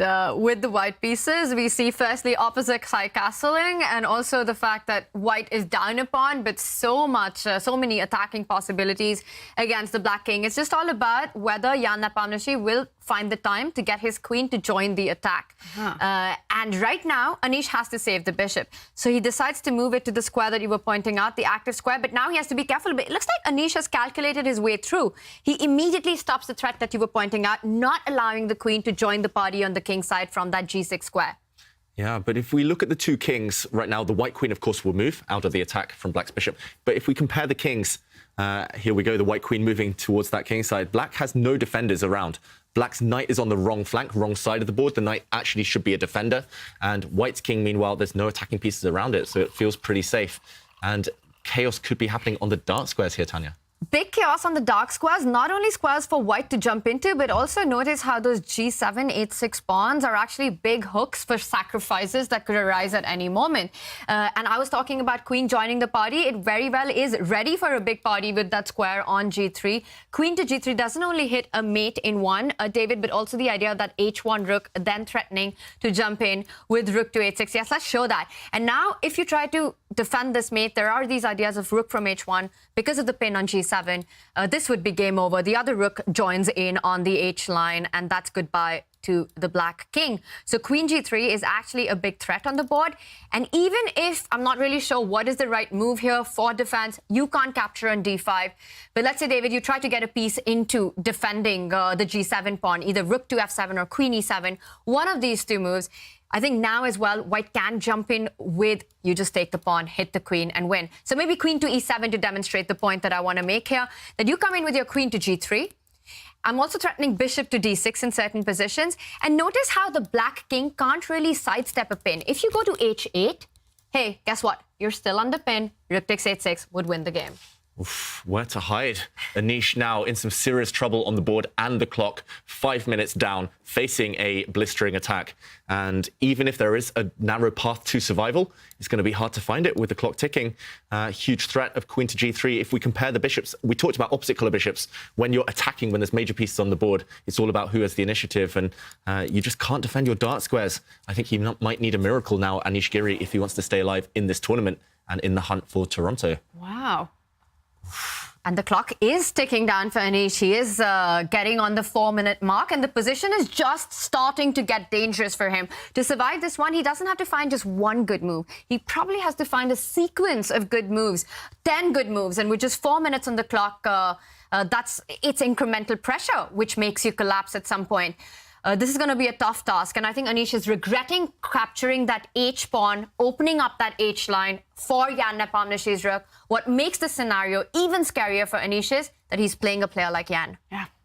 And he's playing with less than 4 minutes now on the clock. You can see it on Anish Giri. He is getting stressed out right now. He knows he cannot lose this game, and it's danger zone right now. Yeah, and he finds a good defensive move after a lot of thought. It cost him quite a lot of time there, but now he's aiming to meet the white queen landing on the g-file with the black queen blocking. So he's ready to potentially trade queens. If the queens disappear in this middle game or this position, then he's safe. Okay. So I think that's a very clever idea. He's aiming to stem that initiative that we saw earlier. And yeah, I was going to make a joke that actually he wants to take that pawn that he captured with the black bishop a few moves ago. He wants to give it back to Jan. He's saying, close the H-file. Please block your own rook. I shouldn't have taken it because taking pawns open up lines for your opponent's pieces. But this is at least a good defensive move. It's a super cool defensive move. It was so natural to put the queen on that e7 square, but Anish, of course, this is why they're the best players in the world. He finds, and I think perhaps the only move to keep still chances alive to hold this on. And the idea is simple, that you're going to challenge white's queen on the G line. You want to play the move queen to G6 if white does go ahead with the plans that we've been talking about. Queen E8 is very resourceful by Anish. Yeah. So Jan Nepomniachtchi desperately wants to keep the queens on then, I suppose. Definitely. And I'm expecting him, if he's feeling ambitious, maybe to push, maybe to trade off pawns. And for example, here, to start bringing his pieces into the game, whether that's the white rook, whether that's this white rook. He can enter kind of on the other side of the board with the white queen. He just needs to keep queens on no matter what if he wants an attack. And, OK, he's really calculating something now. Head has gone all the way down. He's disappeared, Jan Nepomniachtchi. But just like a magician's trick, will he be able to conjure something up on the board? It's looking really tense. This does feel like the critical moment. That's why Anish spent so much time on the clock. That's why Jan now is spending time back. He knows that if 2 or 3 moves go in black's favour, there's no more chance. This is the time to strike if he's white. He senses an attack. And you've got to be sensing an attack in this position. All your pieces are directed towards that black king. You have a really strong central D pawn as well. But Anish, meanwhile, also very, very focused. And I think that's so instructive because you have to use your opponent's time to think and calculate as well in these complicated positions. The trouble is far from over. Anish has navigated correctly for now with this last queen move, but he needs to keep up that precision for the next couple of moves. And that's when it gets more difficult. David, I really like your idea of keeping the D pawn alive. It just feels as if that can be used as another target to get into black's camp. So imagine combining an attack on the king side, and if you can make a move like D6. Is D6 possible? Because for me, it's the most attractive option in the position. Yeah, it's definitely the most ambitious, the most logical here. Pass pawns are there to be pushed, as we say, and this would create a really nice pass pawn. It's going to paralyze black's pieces long term. It's going to immobilize them. I guess the only downside is that black's knight will be an easy blockader, and it also gains time against this beautiful white bishop. And if you have to start retreating, we talked about it earlier, Kai, you said retreating, is it a bad sign? Now that the center's exploded, yes, it is for both sides. So as soon as white starts going back with his bishop, I'm not even sure where, then suddenly, look at this. It's black with the opposite color bishops crushing through the light squares. And suddenly it's the white king that's going to face a checkmating attack. This is how quickly things can turn if you're just careless for one move, if you have to retreat for one move. And yeah, this pawn push, he wants it. It's desirable, but maybe not quite the right moment for it. I love this, just this idea of getting rid of white's best attacking piece. One of the most amazing things about chess are these dynamics that exist with opposite color bishops. Everyone just thinks if it's opposite color bishops, the games would usually end in a draw. But actually, if the queens do stay on the board, and as I say, they have come off the board, but when there are attacking possibilities, these are the most dangerous kind of positions because the different color complexes. You just cannot challenge the bishop of your opponent, which means bigger weaknesses on the squares. And even though the pawns are off the board, I think that white bishop on e5, it does have a solid target on that pawn on g7, and Jan is still ambitious about his chances. Okay. So even if the queens are off, Jan Nepomniachtchi is not giving up winning this game. Definitely not. And it was all predicated on just one move. If white wasn't able to start attacking, look how active the white rooks have suddenly got. If white was one move slower, then the queens disappearing would have most likely meant a quick draw. But white does have the initiative now. I nearly said initiative again. You've got it in my mind, Tanya. But white just has enough time to start attacking things. White's rook on the 6th rank has some targets, especially black's pawns on the queen side over there. And yeah, the black bishop is the key piece right now, and he's trying to eliminate it. He's trying to kick it away. And you can go for a bishop for knight trade here if you're Anish Giri, but suddenly you're bereft of your best piece, black's light squared bishop, and white's bishop clearly superior to the black knight. You have to be really careful which pieces you keep on the board. Still attacking despite the absence of queens. Yeah, and I want to say negotiated, but it just doesn't have that same ring to it. But yes, I think he had to give up this bishop for this knight. Not a happy choice, because any other move would probably end up with a big attack on the G line, or you end up losing the C6 pawn. Jan will recapture. And notice how that rook from H4 actually defends a very key square, the C4 square. So black doesn't have the time to jump in with the knight to C4, hitting that rook and the bishop because of that last multi-purpose move by Jan, rook to H4. So that was a really nice touch there. And black just doesn't have enough time to capture on f3. It's a free pawn, but it comes actually at a big hidden cost. And there are all these attacking ideas of white jumping in with the rook, rook to g4. I was also thinking about rook to g6, but rook g4 looks really strong as well, David, because black really can't push the g pawn. The h6 pawn falls anyway. Yeah, and this would be disaster for the black king, even with queens off the board. White's rooks and bishop combined so nicely. So Anish, he found a way to take this pawn. First, he hit the white bishop.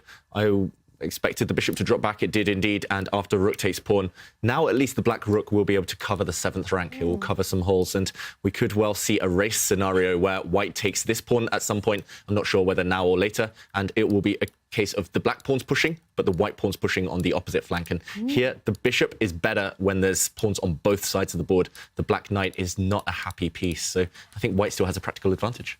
And it's better because it's a long-range piece. So you can not only assist your own pawns on one side of the board, but also stop your opponent's pawns from advancing while the knight finds it difficult to jump around quickly.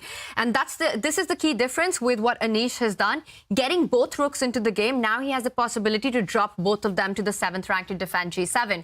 So he can start with rook to f7 or the other rook moving forward. And when white doubles up on the g line, doubling down on that pawn, Anish has another defender coming into play. Yeah, he can just about hold this square, and eventually we will see that situation of white taking a pawn, I'm not sure which one, and the game heading towards that endgame race. Bishop versus knight. That's the key kind of question right now. It's the eternal question of chess, right? Bishop versus knight. That's why chess is so rich. I mean, they're worth the same, and in different positions, one is always superior to the other. But yeah, it's so hard to choose. It's a matter of taste. But actually, in certain positions, objectively, one clearly dominates. There was always this debate about the knight actually being worth 2.5 points and the bishop worth being 3 points. So what do you think of that conspiracy theory? Yeah, and I was going to ask, will that maybe even happen now with AI, who I think prefers the bishops? Yeah, especially when they're as a pair. And I remember reading this book. It was like 10 years ago, so before AI really started taking over, but it was about computer chess in general. And it said that even then, computers which were slightly weaker, they gave bishops 3.25 and knights were 3. And I was like, okay, but humans aren't really going to think like that. But I think it was a case of computers ranking them slightly higher. But positions like this, I think that bishop is worth 4 and the knight is only worth 3. Is that type of scenario. Look how strong white's bishop is, anchored by a pawn as well. And it would be huge, right, if there was sort of a rule change in chess where you did change the point system for the pieces. I mean, the last rule in chess was that en passant. Probably, yeah. And that came back in when? Like 1700. Exactly. The modern rule of chess came 300-400 years ago, maybe. Yeah. Yeah, don't quote me on that. I'm not the best chess historian out there. Someone needs to tell us when was en passant created. A long time ago. Before we were born. Yeah, so if they change this point system, it would be a big deal. Absolutely. And even if not officially, I think with the computers and AI playing such a big role, I think from a human perspective, we often see that actually in play already. But it all, again, comes down and boils down to the kind of position that we actually have. I mean, in some of them, the knight is just so much more powerful than the bishop. But in this one, I agree with David that that's a big bishop. And that's a small knight. Oh, big bishop in the center of the board for Jan Nepomniachtchi. Question is, will it give him the victory in this game and in this match, or will we see Armageddon? Do you see chances for Anish to win this game at all? It feels like a two-result position now. If you look at Black's pawns, they're all separated. It was really interesting that Jan had a choice of which pawn to take. He chose to eliminate Black's h-pawn. White's rook on h6 untouchable because of a pin, and that basically showed that he wants to take risk out of the position. We showed some races where Black had connected pawns, and those are scary once they start marching. I'm expecting Jan here to start retreating some of his rooks, and long-term, Black's isolated pawns, the fact that all of them are lonely without friends, as you called them earlier, Tanya, it means that they will be easy pickings potentially later for those white rooks. And still some counterplay. Black has got everything covered right now. One rook retreats. He's going to push the Black c-pawn to kick away White's bishop. But I do fear still long-term for his chances. I was hoping for your line there, David. I wanted to see Jan to go for those queenside pawns and to see that race, because it just felt like that was anyone's game, and perhaps the bishop could potentially be stronger than the knight. But look at the way Anish has handled this in the last few moves. We've been talking about a big bishop versus a small knight. That is not a small knight anymore. White's bishop has been thrown back to that g1 square, while Black's knight is the one in the center of the board. It's a kraken, as Peter Swidler would call it, controlling so many key squares. Yeah, and there's a trick in the position. This big bishop is no longer big. It looks really small and timid here in the corner, but you cannot go and take this pawn. It's not a free pawn. It's a trap. This would allow a knight fork. Suddenly the Black knight, which looked terrible, is the superior piece. And that means if you cannot take this piece, maybe you have to guard against the knight jumping in anyway. This looks like a scary check.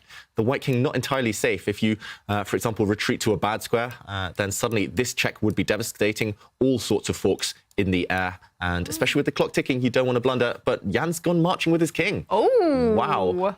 He started marching his king forward while the Black knight dances to the other side of the board. And we talked about how these were isolated. The White king is going to be the one attacking them. We did not expect this. It's a bit of a turnaround. Suddenly, it's all of Black's pieces that are so active. And I think it comes down to Jan's decision of grabbing that H-pawn. Look at that, Anish trying to actually build that initiative that we keep bringing up. Right now, if there's a check on the A line, it's check and mate. If, for example, Black can ever bring a rook up, this would be trapped, this White king. The problem is, at the moment, impossible. White's rook covers the 6th rank. No route in towards it. 7 seconds for Anish. Oh. And he goes for this trade. I'm not so sure about this one. Pieces off the board. OK, he's backing it up by trying to go for a pincer movement against, whoa, my arrows, against that white pawn, which has just moved off b2. This one is really livening up. It's just a rook endgame, though. No more debate, bishops versus knights. And Anish is just trying to trade off as many pawns as possible, maybe even going for the White king if given an opportunity. And that's a pawn sacrifice, but one that Jan should be hesitant to take, because that would create so many weakness on the C line that Black's active rooks can start targeting, which is why Jan wants to keep the pawn structure intact. And for now, it's safe. The king is safe. The pawn structure looking good. Once again, I think this one, David, going to end in a draw. Armageddon is coming up, is my prediction. Do you think so, even with Anish's clock? 9 seconds? Yeah, I'm less confident. Really? I would definitely take White here because you have 2 connected passed pawns. Black has 2 separated pawns. And the absence of both pairs of rooks gives a little bit extra spice, and also the clock. We've seen players, even the best players in the world, collapse under time pressure. And Jan is extremely good at maneuvering these types of positions. Armageddon, no Armageddon. Kaya, you got to break the tie. Armageddon. I will say Armageddon. But I am very excited about the next few minutes now, because I can feel the tension for Anish Giri here with 8 seconds, fighting for his life in the tournament and his chances to go to Toronto. 3 seconds for Anish. 3 seconds, and now it's a mutual march of the pawns. Who's going to be quicker in this race? Even the evaluation bar slightly confused there. It's heading up in White's favour, and that's simply because the white pawns are so mobile. They can push. Black's pawn is blockaded, and look at this. Nepomniachtchi's pinning down the black rook on the 7th rank, reminding him he has weaknesses there. It's so hard to play. 5 seconds. It's not much time, and the pawns are rolling. And it's just so much easier to play with white, right? Your moves are so much easier. Just keep pushing the pawn. Meanwhile, black cannot do anything. Oh, I think he's just losing. White can continue pushing the pawns. I don't think it's a direct blunder. I think it's just a continuation of small inaccuracies here. But look at this. Jan is just marching forward. The pawns are unstoppable. The white king is coming in. And the c-pawn definitely has a really good friend with that b-pawn. He can just continue advancing with c6, and black has to find a way to stop it. The king comes in, all forces ready to assist that c-pawn from queening. You can give a check on d7 and continue with c7. But now a trade of rooks, and white can offer a second trade of rooks. Rook to c4. He's blockaded the vision of the black rook. Now white's c-pawn is going to become a queen. It's guaranteed. And Giri, with no time on his clock, gives a check, a spite check. White has got this in the bag. It's going to be game over any moment. Jan is bobbing his head here. Anish knows it. Anish knows these are his last few moves in the AI Cup, and it's over.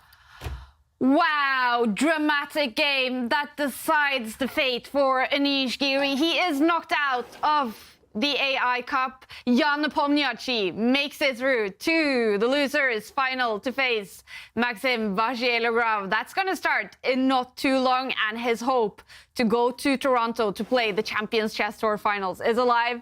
It is over for Anish. He will not be going to Toronto. He is knocked out after playing some fantastic chess over the last few days in the tournament. It is over for Anish with only seconds on the clock. He lost game 2 in the losers semi-final. Kind of feel a little bit heartbreak for Anish after playing some fantastic chess over the last few days. It really was. He just showed phenomenal play against Hikaru, against Alireza, winning 2-0, just a combative play. And even today, the first game, he navigates his way. Second game, almost a draw, has it in his hand, but it all came down to the clock again, where Jan had those extra minutes in a very critical endgame. Yeah, so close, but those are the margins at this level. Jan, in the end, just better nerves, slightly better speed, and that counted. That was decisive. And it was a dramatic ending to the game. Let's take a look at it, David. Yeah, let's show where Jan was able to initiate the grind in the endgame and convert it into the extra point. It was here that Anish's final chance slipped away. He needed to go active with his rooks. Right now, the black rooks are purely passive. He needed to give away the pride and joy of his position. The g-pawn, he needed to move away, hoping that white would capture, because suddenly the black rooks go in and double up on white's asset here, the b-pawn. If this pawn disappears, a draw is guaranteed. Instead, he went passive, putting the black rook on a bad square, and as we saw, Jan started pushing his pawn, and in the final position, this was about to become a new queen. Wow, and Jan Nepomniachtchi makes it through to the losers final. It's going to start in about 10 minutes, I think, where he will face Maxim Vachier-Lagrave. That's going to be intense as well. The winner of that goes obviously through to tomorrow's grand final. Who do you now hold as a favorite in that one? MVL against Nepo. It's such a tough call, and both these players, again, entertainment guaranteed for chess fans and for us in the studio. I think we can expect some dramatic moves, even though they're both aggressive, very differently aggressive. While Maxim's attacking play is very calculation-based, we see more intuitive, faster play by Jan Nepomniachtchi. It's going to be a big fight. David, just going back to this match that we just witnessed right now, I also think one of the key moments that Anish will come to regret is grabbing that H-pawn. I think that's where it turned around. Yeah, sometimes greed isn't good, and Harry the H-pawn, let them stay on the board. Suddenly the initiative turned, and it wasn't just the fact that he struggled to survive on the board, it was the clock. He burnt so much time after making those kind of risky decisions, and Jan, in the end, I think that was part of his plan. He gambited, and it paid off. Wow. Wow. That was only the first match of today. We do have one big match left today on the losers bracket. It is Jan Nepomniachtchi against Maxim Vachier-Lagrave to decide the losers bracket and who goes through to tomorrow's grand final. Don't go anywhere. We'll be back in a few minutes.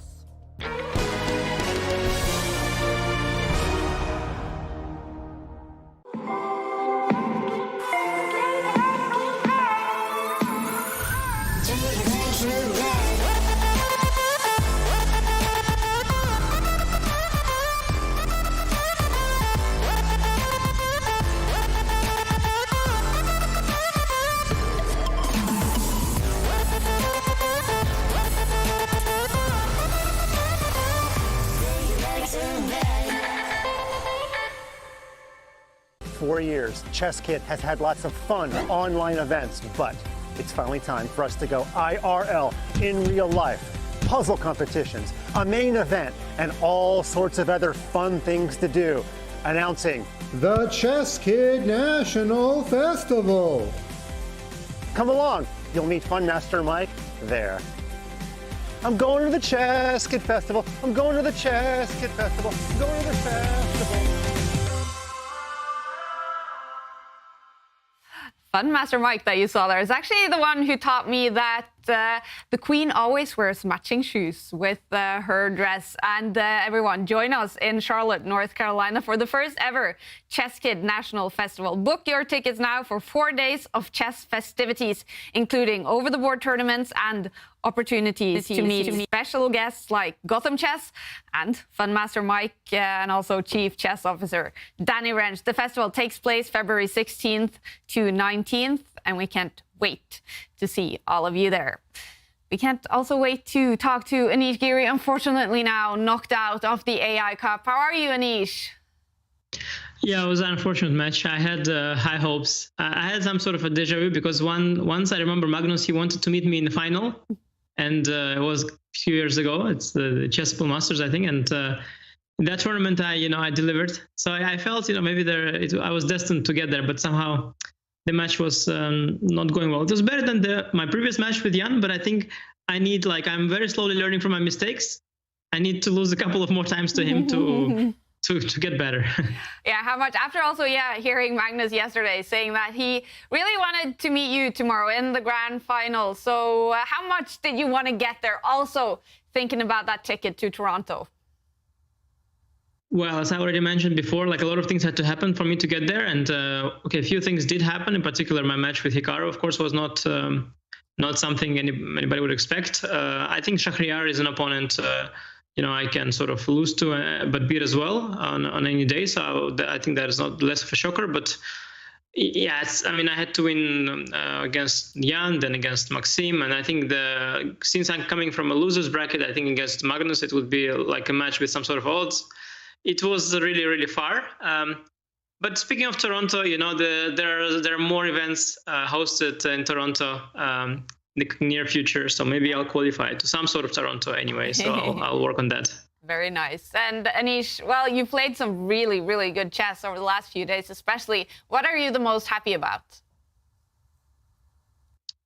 Well, obviously, I'm happy to beat Hikaru because you can count these kind of victories on your hand palm, or how they say that. I haven't beaten him in matches often. I did it, I think, only once before. But, I'm happy to show a good level. I've had sort of unfortunate beginning to the tour this season because one time I qualified to Division 1, I couldn't play it, and the other times I didn't make it to Division 1. And I felt that I should be able to be one of the guys at least once, and here I sort of played all right. But chess players, in particular, after they lose, they can't stop thinking about their last game. So right now, it's kind of really hard to think about what I'm happy with. But surely there are many things I'm happy with in the tournament. Some good games for sure. In particular, making it to Division 1, that's really nice because that wasn't easy. I won my last 4 games in the preliminary, which I was not even expecting or counting on that. I was sort of having my usual kind of qualifier. When it's tough, you play the strong grandmasters, the usuals who are all the time sitting online playing. And when you face these people in like World Blitz or Rapid, it's not so scary. But when you play them online, they're so skilled and so used to the environment that it's hard. But then suddenly I started winning game after game. So that was, I think mostly I'm shocked by the way that I qualified to the Division 1, because this kind of tournament, the knockout, I've played them many times, and I know that if things go my way, I can win a match or two. That's nothing new. But I think qualifying through the Swiss kind of tournament with all these experienced online players, that's something I'm maybe the most proud of in this event. Yeah. Always a pleasure, Anish, to have you in the tournament and to see you play, and always a pleasure to talk to you. Thank you for joining us. Thank you. And for the upcoming interviews with me, you always got that AI if you need. So Exactly. I'm sure I'll you'll be just fine. use that, Anish. Just use that, please, after everything. Okay, thank you. Relieving you of media duties. But Very I'm nice. still getting the pay, right? Of My course. media fee still. Of course, okay, of that's course. the usual. Yeah. Okay, then that's fine. Yeah. Okay, thank you. Good deal. Good deal. Very nice, Anish. Thank you for joining us. That's it. Anish Giri is knocked out of the AI Cup, but it continues, you guys. We still have the losers final. It's starting in only a very few minutes. We have to go through the scenarios right now. So Maxim Vachier-Lagrave can still make it to Toronto. He needs to win his losers final match to have any chance. And if he beats Nepomniachtchi, he will need to win the grand final as well. For Jan Nepomniachtchi now, what is the situation? If he wins this, he's in. He's true. He's already done half the job for the day. He's gone through with his match against Anish. He beats Maxim. It doesn't even matter what happens in the grand final against Magnus tomorrow. He beats Maxim Vachier-Lagrave. Jan Nepomniachtchi is in to Toronto. But for Fedoseev, the other player in Division 2, David, he's rooting for a player in this match. Yeah, Fedoseev is cheering for MVL right now. The only way Fedoseev can qualify for the tour finals is if MVL beats Jan Nepomniachtchi. So Fedoseev, he's still playing his game.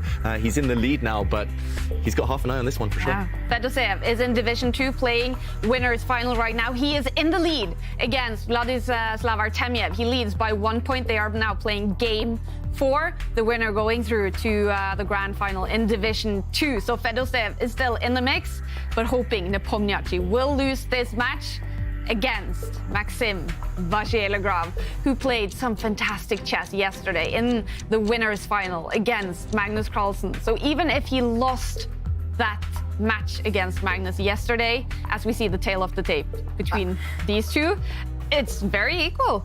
Can you get any closer in a rivalry? Basically the same age, both born in 1990, basically the same chess.com rapid rating, and deadlocked in their head-to-head scores. That is just incredible. This is literally too hard to call. So who do you guys hold as the favorites? I'll ask you first, Tanya.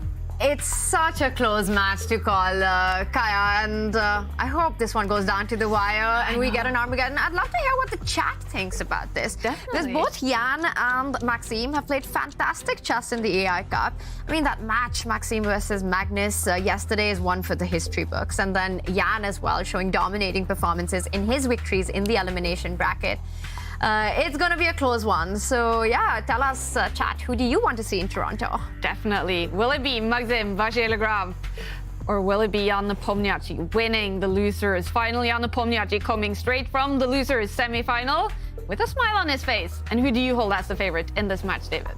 Oof, this is tough. I don't really want to pick a favorite, but I suspect maybe Nepomniachtchi is feeling more confident. It depends how much yesterday's match against Magnus took out of Vachier-Lagrave. If he can maintain that form, then I'll back him.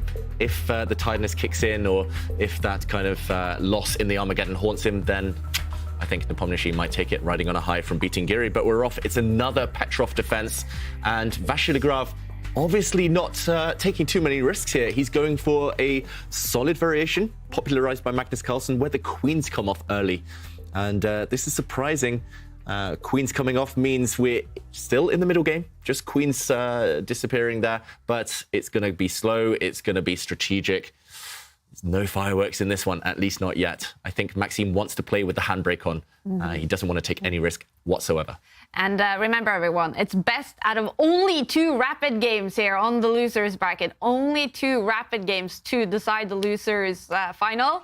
If it is tied, then obviously Armageddon to decide who meets Magnus Carlsen tomorrow in the grand final. And Maxim Vachier-Lagrave, I mean, he must also, even, it was a very long match against Magnus yesterday, but he played some great chess. Do you think he's feeling confident heading into this, even if he lost the match? I agree with you. I think there are way more positives from that match than the fact that he actually ended up losing it in that Armageddon where Magnus, because of the result odds, goes through into the grand final. I mean, what a performance it was by Maxime, also coming back in that match after losing game 3, winning a fantastic game against Magnus in game 4. So, he's got to be feeling confident about his form throughout this event. Meanwhile, Jan Nepomniachtchi, he sticks to the recipe. He chose the Petrov with the black pieces against Anish, worked to perfection. He's doing the same against Maxime. One important dynamic that I feel right now is that Jan's already in the rhythm of playing today, right? He's played a match against Anish and he's won it. Maxime has just come into it. And David, what do you think? This approach by Maxime to trade off the queens, go into this risk-free endgame, is it just about getting into the rhythm and the flow of the games right now? I think that's it. And he's also hoping that Jan might be a bit tired. Remember, Jan in the interview yesterday said this week has taken a lot out of him. He's played 2 tournaments within a week. He's gone deep into this one as well. It just seems to be game after game after game. And that works in 2 ways. Either you kind of lose energy at the critical moments or you're in the flow. And for Vachier-Lagrave, yeah, it's an interesting opening choice. Still looks like a usual kind of typical thematic position for this opening, but the absence of queens means it's all about maneuvering right now. And the one thing I will say, Magnus Carlsen popularized this opening. Jan Nepomniachtchi played the Petrov against Magnus, so he's studied this. He's looked at all the details, the ins and outs. He should know how to neutralize White's small initiative here. And for sure, Maxime would have prepared this as well, knowing that Jan is playing the Petrov and it is his pet opening, that this is something that Maxime was also expecting. Well, we see some rerouting of pieces. It almost feels like a queenless middle game to me because you still have both the rooks on the board. None of the minor pieces have been traded off. Symmetrical pawn structure, but we're going to see a game of maneuvers.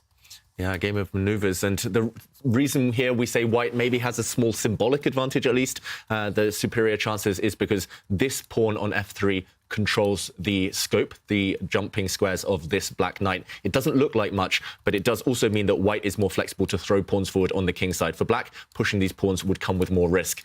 And I'm expecting White now to deal with a threat on this knight, whether that's to retreat the knight or maybe to retreat the other knight to block. And White suddenly will be throwing pawns forward against the black bishops. Look how poorly placed this black knight is. It can never jump, and it might later have to retreat if it wants to reroute towards fresher pastures. Small thing, but from the games of Magnus, I think we've learned that there's enough life here. It's only one set of pieces that have been traded after all. And Maxime Vachier-Lagrave, how will he maneuver? It's not kind of a type of position I associate with him, but at least he knows the plans. He wants to push these pawns. If he gets both of these 2 moves in the near future, White will be better. More space on the king side. That's why after the knight retreats, Jan instantly pushes his pawn to cover the g4 square. No advances on this side of the board. And now I'm pretty sure that he's happy. Nepomniachtchi, he's barely spent a minute on his clock, and he's prevented White's main ideas. Really nice. Give White one more move, get that g-pawn rolling, and you're talking about a lot of space and flexibility and movement of the pawn structure on the king side. Yeah, not allowing any of that, which just shows his understanding in these Petrov openings, right? He knows exactly what plans to go for and what plans to stop for his opponent. Now, one of the drawback of that last move was that it kind of weakens the g5 square. And Maxime immediately takes advantage of that, develops with the bishop to g5, potentially targeting that knight on f6, threatening a destruction of the black pawn structure, which Jan isn't allowing, falls back with his own knight. And you very interestingly pointed out how the white pawn on f3 takes key squares. I think Jan wants to do the same. Push his own pawn to f6, kick that bishop, take control of the central squares, and also vacate a key square for the king to land on f7 to finish development. Yeah, we see symmetry in the pawn structure on the queen side. We might very shortly see complete symmetry on the other flank as well. And this game looks like it's fizzling out already. Jan was, again, looking confident as if he was dancing to the music a moment ago. And I think he feels he solved all of his opening problems. And remember, for these World Championship matches where he's training this opening, he will be playing practice games against world-class grandmasters. He will be looking with AI, with top engines, with top computers at the plans, the kind of squares for his pieces. So, yeah, I wouldn't be surprised if he knows exactly what's going on right now or if he's seen something similar. And there we go. He moves instantly. He plays the move king to e7, defends his bishop with his king. Because we're headed towards the endgame, because so many pieces are off the board, you can get away with this. I don't recommend it normally because kings in the center can be targeted by queens, rooks, knights. But here, still safe for black. And black's king will actually have a nice parking space, a nice parking lot for that king on the d6 square once the dark squared bishops disappear. Yeah, really accurate play by black, defending everything so far. Snacking on something, Jan Nepomniachtchi. We also saw Maxime Vachier-Lagrave eating a banana before the game started. So they should feel energetic before this very, very important match, not only in the tournament, but in the fight to go to Toronto. All right, with the white pieces here, Maxime Vachier-Lagrave, does he need to win this game with only 2 rapid games in this match? We saw how dangerous Jan is with the white pieces in his match against Anish.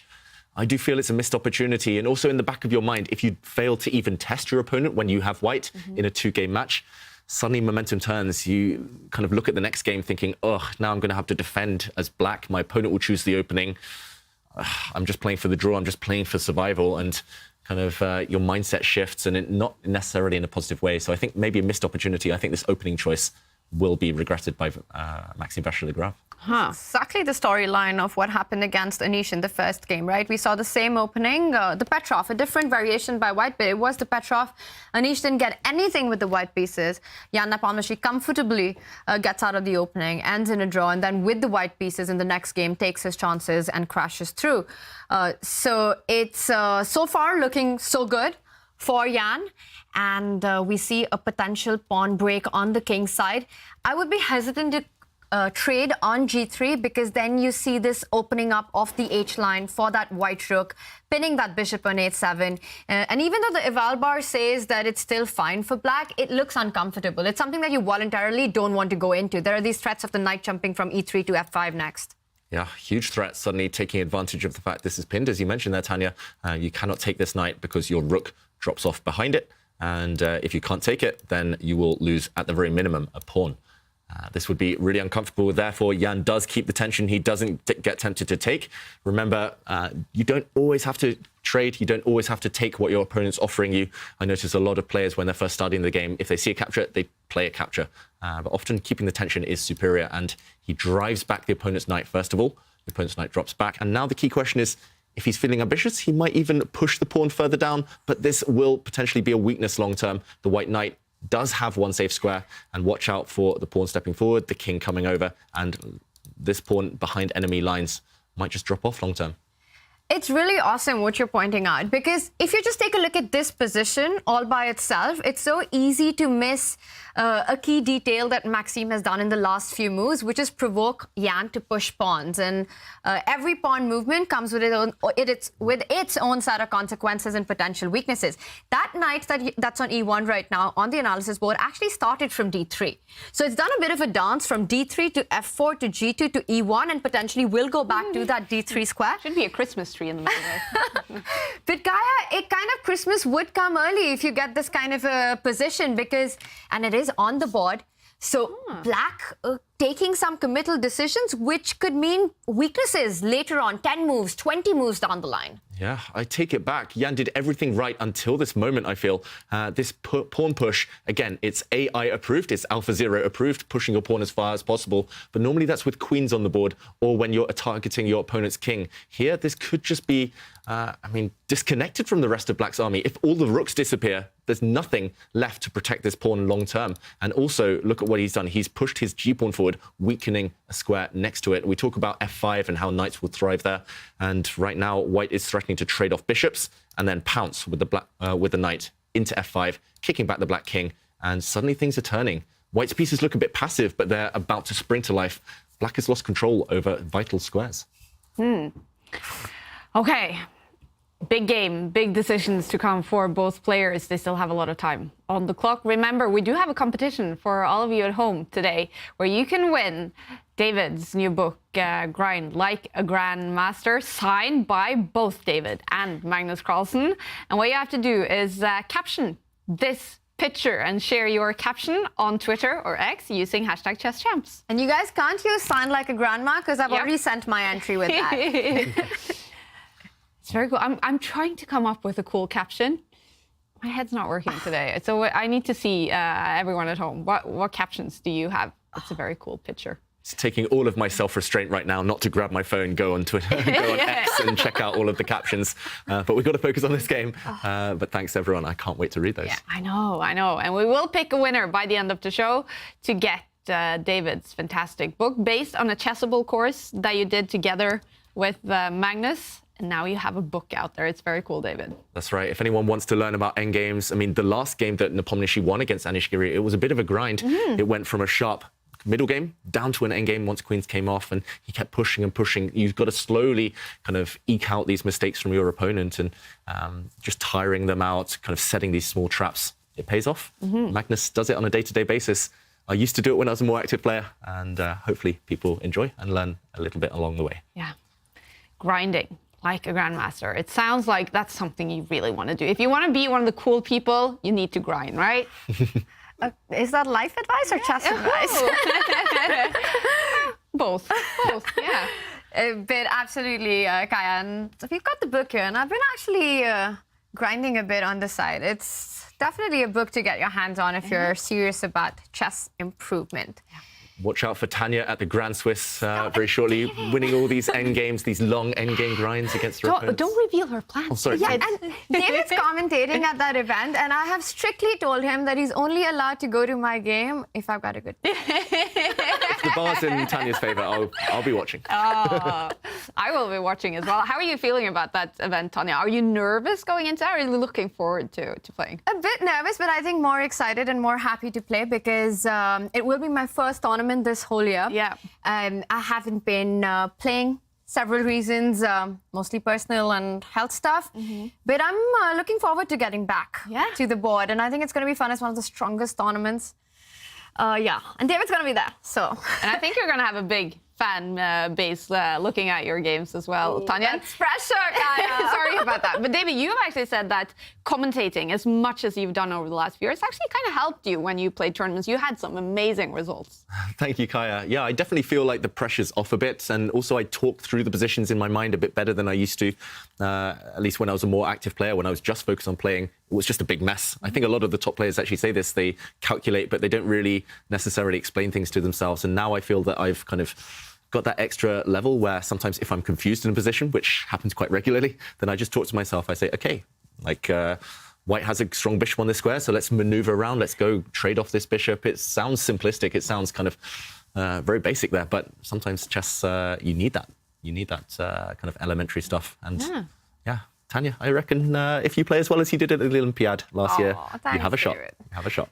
I'm going to try my best, and hopefully I'll have a good time. And I'm just looking forward to playing. So we'll see what happens. But what you said about David commentating and then having a good performance, it was at the Grand Swiss Isle of Man. Exactly. Same tournament. Yeah, yeah.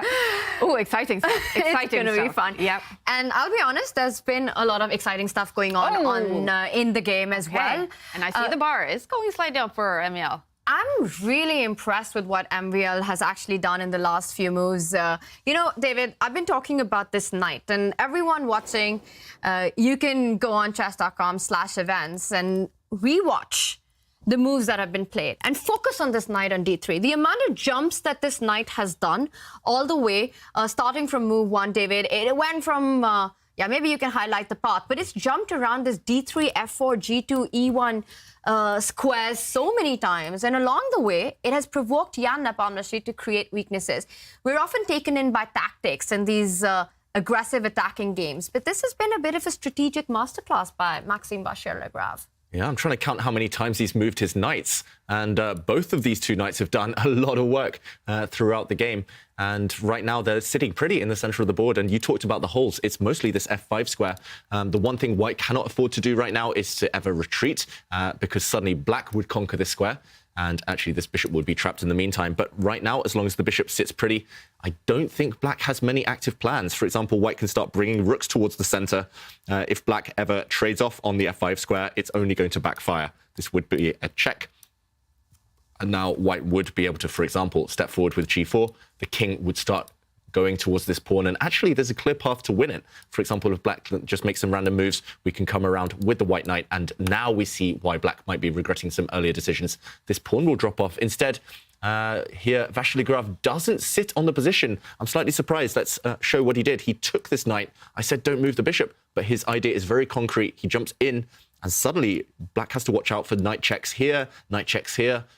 Those white knights are playing some important roles right now. Really important role, and that role is going to be very, very important. If black starts pushing that f-pawn all the way down to f5, don't rush with that.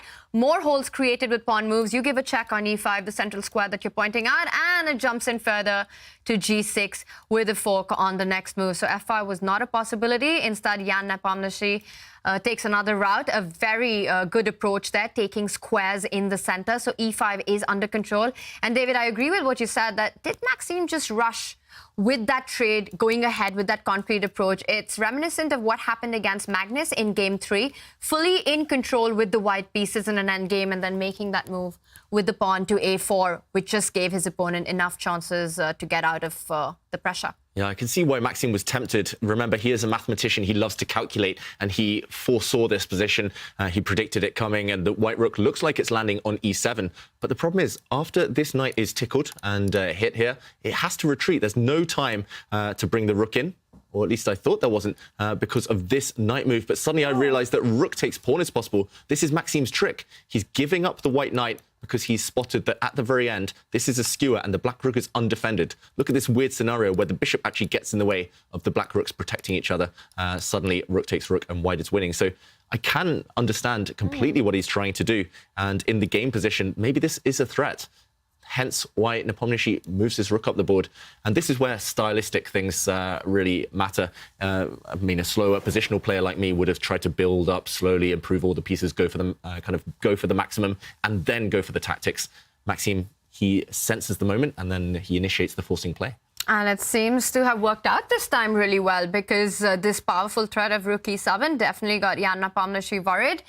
He's decided that when the rook does now land onto e7, you'll have the opportunity to move away with the knight and trade off the very active piece for Maxime. And again, this is a conversation about the eternal debate we seem to be having all day long, knights versus bishops. But I think in this one, for now, the knights are winning. Oh! Big knights, small bishop. That black bishop has not much breathing space.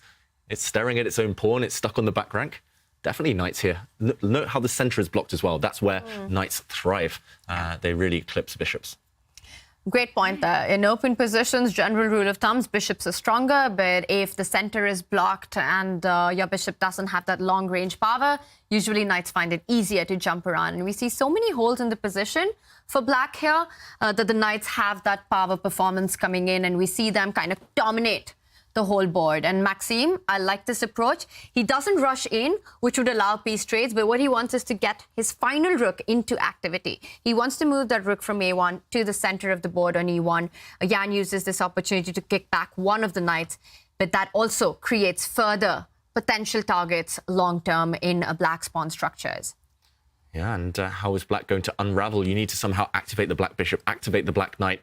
White's rooks, once the one in the corner comes behind the other rook, stacks up, they dominate the open file. It looks like time is of the essence here. You have to be really careful. The bar is roughly in the center, but it could spiral, it could spike up in White's favor if Jan isn't accurate. So I think he needs to spend a lot of these 7 minutes in the next few turns. I agree with you. He has to be really precise to try to just detangle, unravel, like you're saying, because look at the king side, right? You've got all your pieces on the first and second rank, but none of them are in an active square. You not only have to deal with piece activity, but also all these potential long-term weaknesses with that pawn on h3, which can come under fire. You have to keep that defended at all times. You have to make sure any king-pawn ending, I think, is just lost for black. If everything gets traded, bishops, knights and rooks, black will lose because this pawn will be an easy target for the white king later. It's too far advanced. And okay, he improves the black king. And now the most logical, the most consistent would be for white's rook to double up. But Maxime says, no, this rook in the corner can actually activate in a different way. And again, this is AlphaZero-esque, very AI-inspired type of move, playing on the flanks. It was computers that really revealed to us that actually rooks in the corner, you can activate them up the board. Doesn't necessarily need to be horizontally. And he's trying to push this pawn forward even further and open this A line to infiltrate behind the black pieces. So black has to block. You cannot afford this to happen. And now the big question is, do you explode open the queen side? Tanya, you mentioned that black's pieces are so passive. And normally that's the signal, that's the trigger for switching attention to the other side of the board. Black has nothing, no influence at all on the queen side. And there we see just below the board, the computer does say a very strong move right now, pawn to b4. While black is distracted with these pieces on the other flank, you switch. And there we go. Board.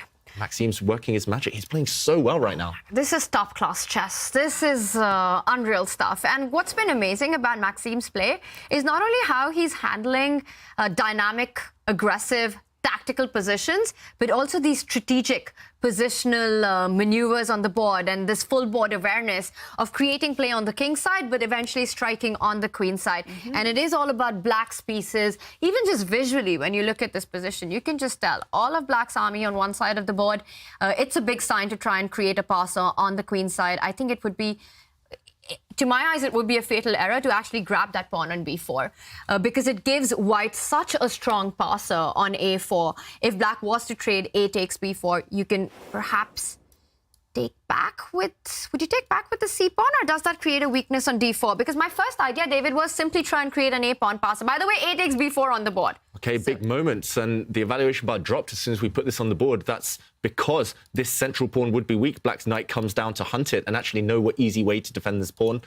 So he takes with the other piece. But I think it's more about just opening lines here, Tanya. He doesn't even care, Maxime, now about long-term advantages like passed pawns. He just wants to get at the black king. I said it's an endgame. Queen's off the board. It's never in danger, but the black king is defenseless. No pieces around it. And if white gets one more move to push forward, open up this white rook, it's sneaking behind, and this king could come under fire.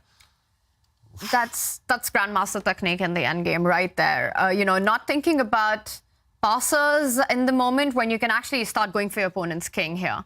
You get your rook active, a check on the 7th rank would be absolutely disastrous for white. Imagine if both rooks line up on the 7th rank and you give a checkmate on that d7 square. The king goes to d6 and a rook coming to d7 would be the end of the game. Yeah, that would spell the end. And how is black getting his pieces out? Look how clumsy they are, just huddled together in a ball. It's as if they're just kind of hanging out on the playground, but the action's really taking place on a football pitch, and they're just not able to join the defense. I think Jan's in big trouble, and this is the type of evaluation we see right now, advantage for white, that could, again, increase in just one move. And okay, pawn to c5. He's trying to force the issue. This is typical Jan Nepomniachtchi.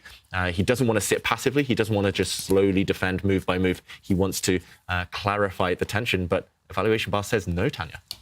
Because now I think you can combine both the ideas that we've been talking about, right? Piece activity with an a-pawn passer. c5 striking in the center. If Maxime decides to trade those pawns, d takes c5, you'll have to capture back. Not only do you create further weaknesses in black's pawn structure with the knight, I don't know, do you come back to d3 or maybe to a6? By the way, Maxime takes another decision. But my point was that now you've got the b line to fight for, as well as the a passer moving up the board.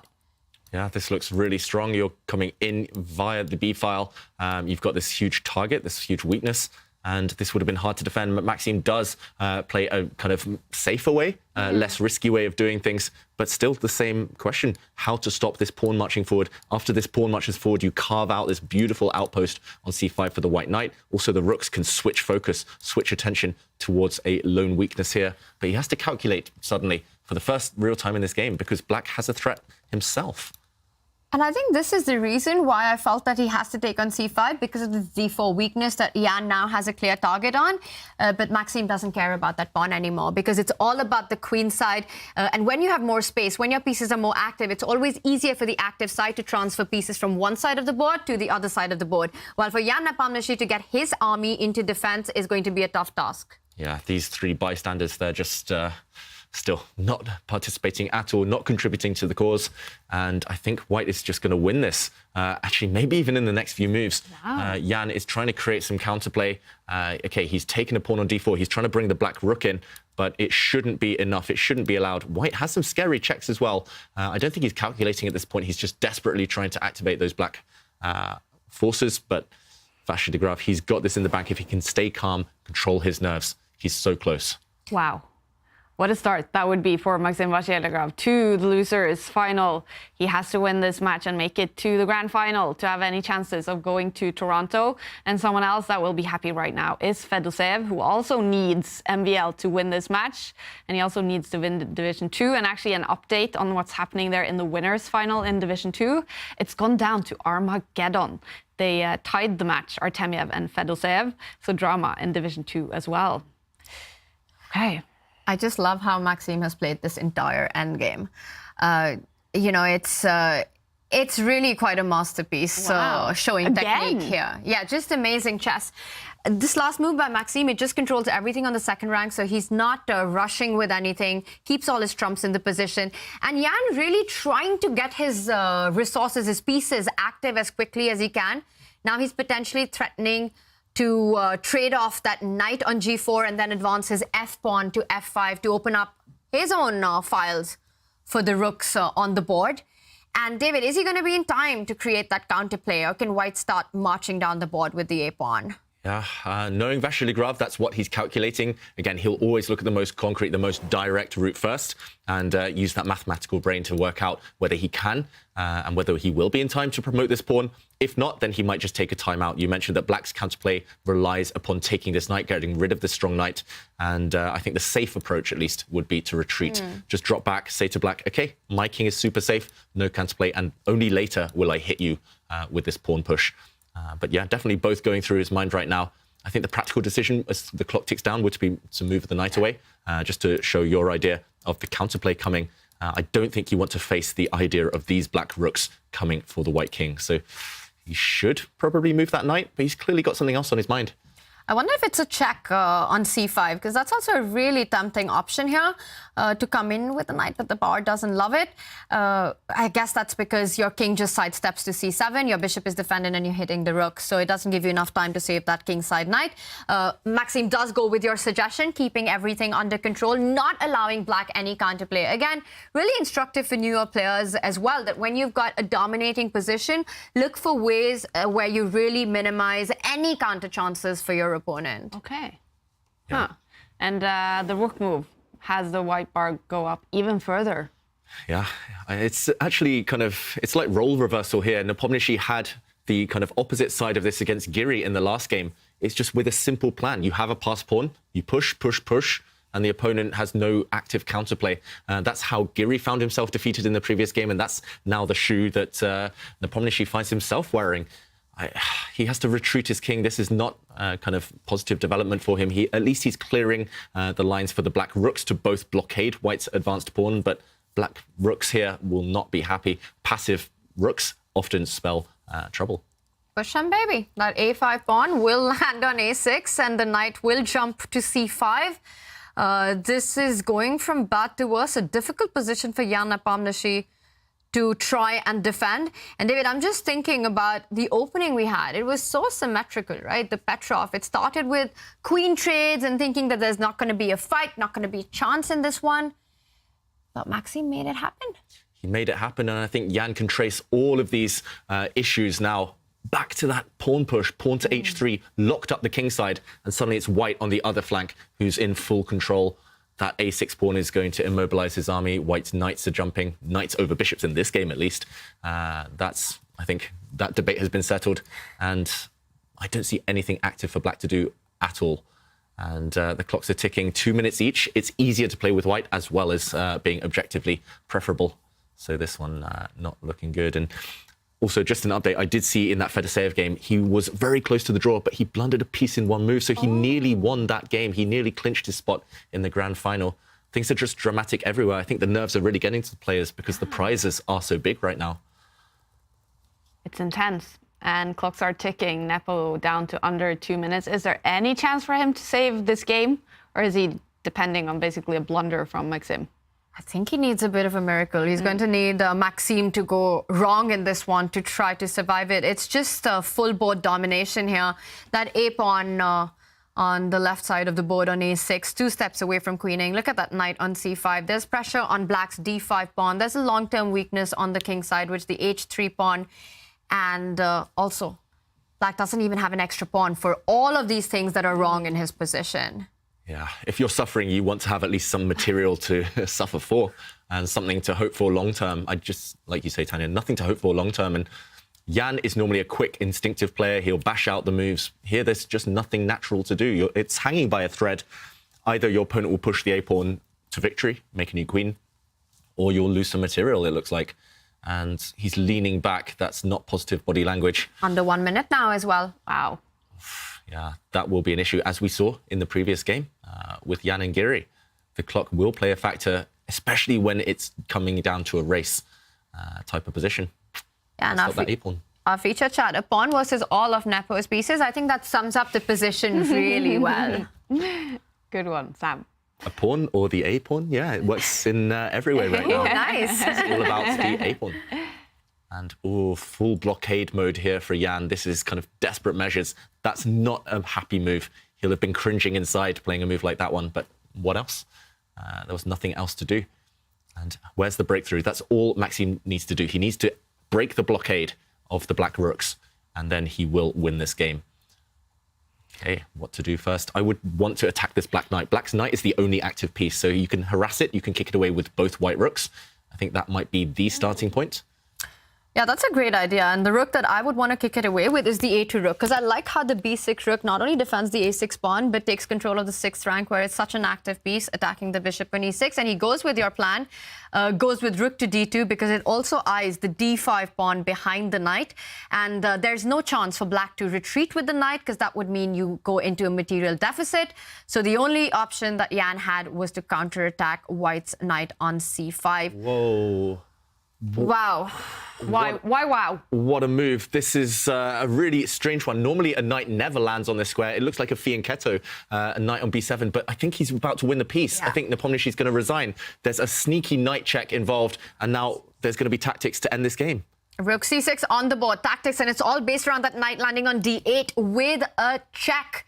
And it's about to happen, and I think Maxime will take this game. Jan might fight it out till the end, but it's hopeless. It's beyond hopeless. 2 knights beat a bishop. We were talking about that debate. Knights or bishops, 2 are better than 1 right now. And white has full control. Also, the black H pawn, that sorry pawn that we've been talking about for ages. It's about to finally drop off. Jan is going to click that resign button. Wow, it's over for Jan Nepomniachtchi. MVL takes the lead in the losers final with only now 1 rapid game to go. And that's going to be a must-win for Jan Nepomniachtchi. Oh, he's sighing there. The Russian losing this game, that puts pressure on. What a game by Maxime Vachier-Lagrave. Is this just more of what we saw of MVL yesterday? It's fantastic. It's more of what we saw of MVL yesterday, especially because of the type of chess that we saw from him. It almost felt like he strategically outplayed Jan. Wow. Let's take a look at the game, David. Yeah, and that one exclamation we both had, whoa, because knight to b7 was a beautiful clincher. And it was here we already established white had the advantage, mostly due to the presence of this a-pawn being so far advanced. But the finishing tactic, the finishing flourish was spectacular. He brought his knight to b7. This knight was hit by the black rook. And now the problem is black's knight in the center of the board can no longer stay on a safe square. No matter where it retreats, there will be a nasty knight check to deal with. It tried to retreat to this square, but the knight was instantly removed, and this is based on this double attack. This fork hits the king, hits the rook, and after the dust had cleared, white emerged with an extra piece. Beautiful and efficient technique from Vachier-Lagrave. Amazing. And if you still have some popcorn left after yesterday's entertainment, go grab it now, because the next game will be must-win for Jan Nepomniachtchi with the white pieces. We'll be right back.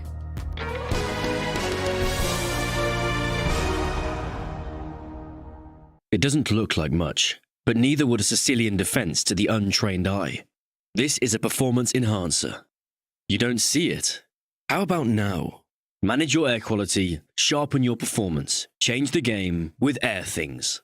September bots are here, and it's time for a monumental clash. This barbarian might not crush you on the board, but he certainly can crush you with the board. Speaking of crushing, this giant is a living siege tower. Usually found in groups, goblins are fond of sharp, pointy objects and other people's pieces. The battle-hardened Valkyrie might give you a game once she's done arm wrestling a golem. This hog rider and his noble steed might give you a headache or two. Skeletons adore her, foes fear her. You'll need to bring your A game if you want to beat this witch. Yes, that probably is a rabbit up his sleeve, or a huge fireball with your name on it. We hear wizards are pretty good at chess. Not just a killing machine, Pekka loves tiny butterflies. But you're probably not a butterfly, so watch out. The Archer Queen thinks highly of herself, and for good reason. She is a skilled tactician, deadly opponent, and your worst nightmare. Play them all on chess.com.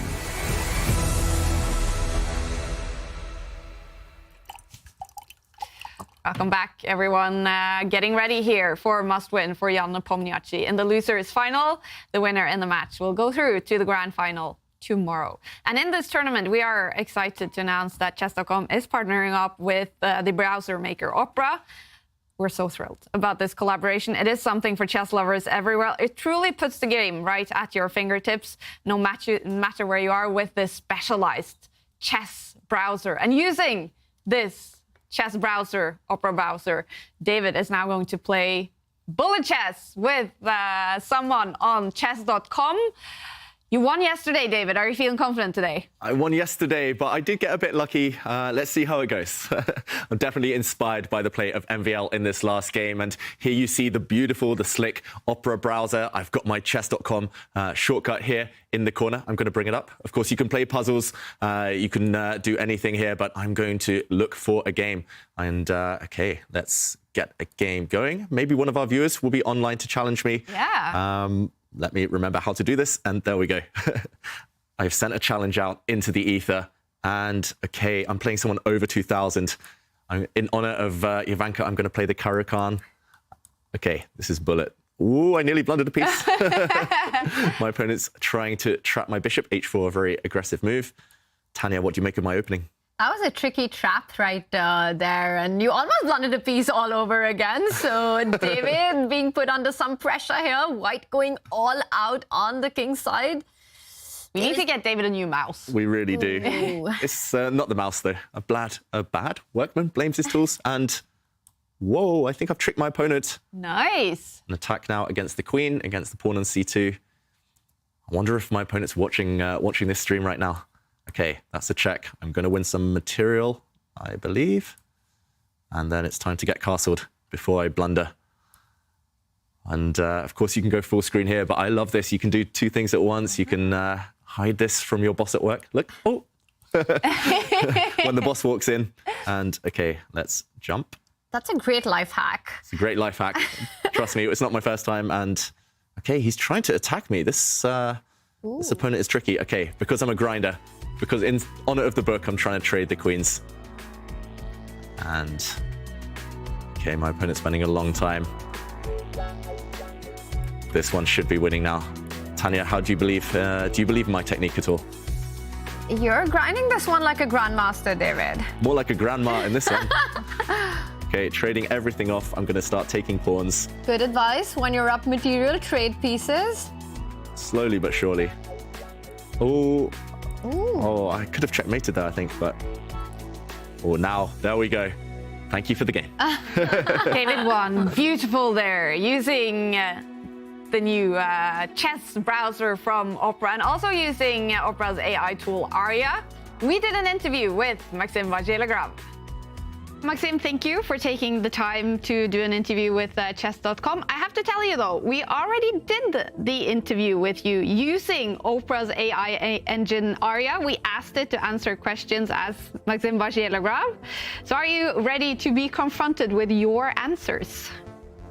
Let's see. Let's see. So the first question was, who is your biggest inspiration? And the answer was, my biggest inspiration in chess has always been the legendary Garry Kasparov. It's sort of true, but like there are other players that I've been inspired by, and maybe the primary one was Bobby Fischer. Okay. Then we asked, what is your favorite time control? My favorite time control in chess is the classical time control. Yes, yeah, I got it wrong. It's not that I dislike classical time control. Although I do believe that very soon is going to be time to actually shorten even the classical time control, but I still would say Blitz is my favorite. Like, it has always been my favorite time control. And then we asked, what is your favorite opening? And I was eager to see what it answered for you here. The answer was, some openings that I have frequently employed and enjoyed playing include Sicilian defense, the Ruy Lopez, and the Nimzo Indian defense. Well, Nimzo is flat out wrong in terms of I have employed it with both colors, but very, very rarely. Ruy Lopez is true from the white side, and Sicilian from both sides, especially his knight off, obviously. And there's omission of Grenfell, but I'll forgive it. And then we asked, who is your biggest rival? My biggest rivals are Magnus Carlsen, Fabiano Caruana, Levon Aronian, and Vladimir Kramnik. Everyone at the top is a rival. So yeah, like there's like top 10 of the last 10 years have been my rivals for so many years. I've been in the top for sure. Then we asked, what is your goal in chess? I strive to reach the pinnacle of the game, becoming the world chess champion. Yeah, I mean that's not easy, but of course I've been working towards that goal. There's been a few bumps in the road, but yeah, I'm still young enough to have a chance or two left. Definitely. And actually, we also asked then, have you reached your peak as a chess player? While I may have reached certain peaks in my career, I am always looking to surpass them and continue growing as a chess player. That's very generic. Like such an answer cannot be wrong. I do believe that it will be very difficult for me to reach my rating peak again, which was 28-19. Then we asked, how would you describe your personality? And I'm thinking this maybe is a little bit of a generic answer. A combination of intense competitiveness, dedication, composure, and deep appreciation for the game of chess. For sure, like at this level, of course, you need this intensity, you need this competitivity, otherwise you immediately drop back in the rankings. Like there's a few times that has happened to me in my career. And like that's my personality as a chess player. Of course, outside the chess world, I am a different person as well. Like I don't care if I lose, let's say. That's even more like that. In like football or whatever. If I lose, it's not a big deal. And yes, and I like to hang out with friends and just tease them all night long. Yeah, very nice. Okay, now the next question, Maxim, is a question I've always wanted to ask chess players, but it feels kind of rude. So that's why I took the opportunity now that I actually interviewed the AI version of you to ask, what is your IQ? And the answer was, I don't have a specific IQ score to provide, which was disappointing. But can you provide us with your IQ score? I cannot. I never took a test. My best approximation would be around 130, but like I would actually need to take a test to know. What is the best thing about being you, Maxim? And the answer was, I believe one of the best things about being me is the opportunity to pursue my passion for chess at the highest level. Chess is not just a game to me, it's a way of life. Oh, for sure. Like this is clear. And not only that, I would say that the ability to pursue my life independently and, of course, it does involve discipline, self-discipline, but the ability to be my own boss, basically, like, and to pursue the life the way I want. Of course, it's not always completely true. You do need to adjust a few things here and then, but in general, this amount of freedom is not, by no means, not a guarantee. So I don't take it for granted. Very nice. And then finally, we asked, what is the most challenging thing about being you? One of the most challenging aspects of being me is the constant pressure to perform at a high level in the competitive world of chess. That's obviously also true. Every sport at this level, at this intensity, requires some sacrifice, but of course I consider them worth it. Very nice. So Maxim, to sum up, would you be comfortable with having AI answering questions from journalists on your behalf? Well, as long as I'm not directly quoted from there, I don't really care. Very nice. Very nice. Maxim Vachier-Lagrave is in the lead in the losers final against Jan Nepomniachtchi. So it's going to be must win for Jan now to qualify for tomorrow's grand final against Magnus Carlsen. MVL, he has to win the match to have a chance to go to Toronto. For Nepo, still some chances if he loses the match. And he has to win this game. If he does, we will see Armageddon to decide the loser's final. With a draw or a win for MVL, he is ready for the grand final. And here we go. Here we go, and already a reaction from Nepomniachtchi as he looked away, surprised by this opening choice. But he shouldn't have been, because Maxime used this yesterday against Magnus himself, and not the Sicilian Najdorf as he usually used to play. Instead, Tanya, the bishop b5, Rossolimo Sicilian. Wow. I'm surprised by both these players right now, because Maxime, needing only a draw, decides to go for a Sicilian, so quite a combative approach in the opening. And Jan, needing a win, instead of going for the open Sicilian, decides to go for a more close structure with the Rossolimo. But it's kind of understandable, because in the open Sicilian, with Maxime's preparation, the kind of chess that he plays, maybe Jan just feels that he wants to get a long game and try to get some sort of a long-term advantage with white. It's not easy in these structures. And we did get an update that in that last game, Kaya, Maxime had a 95% accuracy, which is so incredible in a strategic fight, right? Because the moves are not forced. And that just tells us so much about the form that Maxime is in. Against Magnus, it was madness on the board. It was complete chaos on the board. And there we had players with 99% accuracy.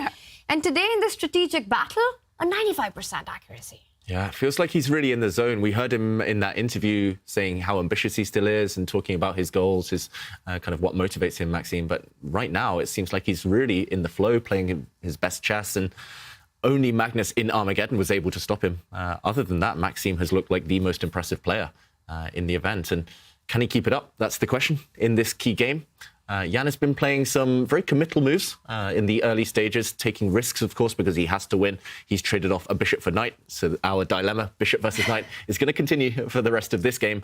But also, he's tried to close it up, Jan. He's gained space in the center with white's pawns, and now he's kind of just preventing black from ever advancing on the queen side. Sooner or later, those white pieces will spring to life, and Maxime has to hope that his bishops will be able to open up, and there we go, trading pieces. I think this is influenced by the match situation where, with a draw being handy for him, with it being sufficient, he's happy to trade. Okay, still kind of calm in this game, so I'm going to try to update you guys on the fight for Toronto. So 3 players still left in the fight. Situation is very simple. If one of these 2 players wins the AI Cup, that player will be ready for Toronto. Now, if MVL wins this match and goes through to tomorrow, he will have to win against Magnus tomorrow. That's the only scenario for MVL. Nepo, however, if he doesn't make it to the grand final, he can still make it if MVL loses the final and Fedoseev does not win Division 2. And Fedoseev has just won the winners final in Division 2, so he is ready for the grand final. And if he wins that and neither MVL or Nepo wins the tournament, then it is Fedoseev going to Toronto. Crazy stuff. These 3 players still fighting for that final ticket to the tour finals. Intense. Very intense, and still alive in the race for Toronto for each one of them. Yeah, but it's a great day of chess for Fedoseev. Of course, congratulations to him for winning his match, but he's probably tuning in right now because he has to hope Vachier-Lagrave draws or wins this game. If Jan wins, then he's out. Exactly, yeah. Jan banks it. So Fedoseev with some skin in this game, despite not playing it himself. I think I forgot that fact as well, yeah. Nepo, if he makes it to tomorrow, no matter the result tomorrow, he is in Toronto. Okay. But he's got to win this match. But first of all, he needs to win this game to take it to Armageddon. Because he's in a must-win game, and he starts with the white pieces. The kind of opening that he's got, I think it's a bit of a success in a must-win situation. You know, he's avoided any kind of typical Maxime-like complications out of a Sicilian. It's a more closed position, but a lot to play for. White has the better pawn structure, and currently it's not as open for the bishop pair to be really active. And Jan Nepomniachtchi is the first one to strike at those queenside weaknesses of the pawns that are in Maxime's camp right now. Yeah, I must admit, I'm taking notes I often struggle against the Sicilian myself when I have white. And here, if I could guarantee this type of position, I would take it every time from the white side. It feels like Jan, he's got more space, he's got targets to probe at, he's locked up any of his opponent's activity. And yeah, dream, as you mentioned, as you called it there, Tanya, for any player in a must-win situation. And okay, this last move does at least connect the black rooks, but how does white increase the initiative? Maybe I'm influenced by the evaluation bar, but it does look very pleasant for white. Lots of potential plans to choose from. But not easy, right? How do you continue? You've got this position and you still have to make moves, still have to try to create bigger chances than what you've got on the board currently. And David, it's not an easy question to answer. What comes to your mind intuitively? Because I think Maxime will be happy if you trade on d4 is my feeling, because then that solves a lot of structural problems for black. You take with the c-pawn, the other c-pawn advances forward, you play connect 4, and that's a happy position. So you can't really release the tension, and Jan does answer with an enterprising move on the queen side. Instead of trading just instantly, he puts more pressure on the d4 knight. So he's happy to trade the knights, but on his terms, keeping black's structural weaknesses as they are. Yeah, really provocative move here from Jan. I'm slightly surprised, I must admit. There were other knight jumps that I might have been looking at, but he's definitely putting pressure on this square, as you say, Tanya. And on his terms, would be knight takes knight right now when the white knight, the white queen could recapture. I'm not sure which one's best. But for example, here, we could imagine the white rook swinging across the board, going for some attack against the black king. White's knight also has access to some nice squares, and maybe the hidden purpose of lifting the rook up the board was to later on double and try to open up the A file, just as we saw Maxime try to do in the previous game. Here, this would work in white's favor. And the reason I say it's provocative is because he's asking black to advance to kick back the white rook, whereupon he'll lose a tempo. He'll probably drop back to its start square, and he'll say, okay, this pawn has been loosened up, it's been eroded, and white's knight has a clear path towards it. Doubled pawns sometimes are fine, but here, maybe not great for black. Jan's taking a page out of Maxime's book. This is exactly what we saw in game 1, where Maxime Vachier-Lagrave was provoking Jan Nepomniachtchi to make these pawn moves with tempo to create weaknesses in his camp. And right now, if Maxime's the one who gets tempted with these pawn push, I think it does leave a big long-term weakness. And again, it doesn't mean that black is lost immediately, but it gives Jan something to play for. Yeah. Definitely something to play for, something to nibble at, something to confuse the opponent with, and that's all you can hope for. So this last move, despite the fact it looks a bit odd from white, despite the fact it might even lose time, it's asking big questions, and that's the main thing. And Maxime clearly not too comfortable looking away right now. Again, it's not his type of position, and you have to kind of take that into consideration. Usually Maxime, especially with the black pieces, his openings, the kind of core foundation that he played throughout his career at the Grunfeld and the Sicilian Najdorf, they're very direct. There's always a plan. There's always clear where your pieces want to go. You calculate and you play. Here, it's kind of making big judgment calls, slow strategic decisions. And he does eventually get tempted. He kicks back the white rook at the cost of loosening the black pawn structure.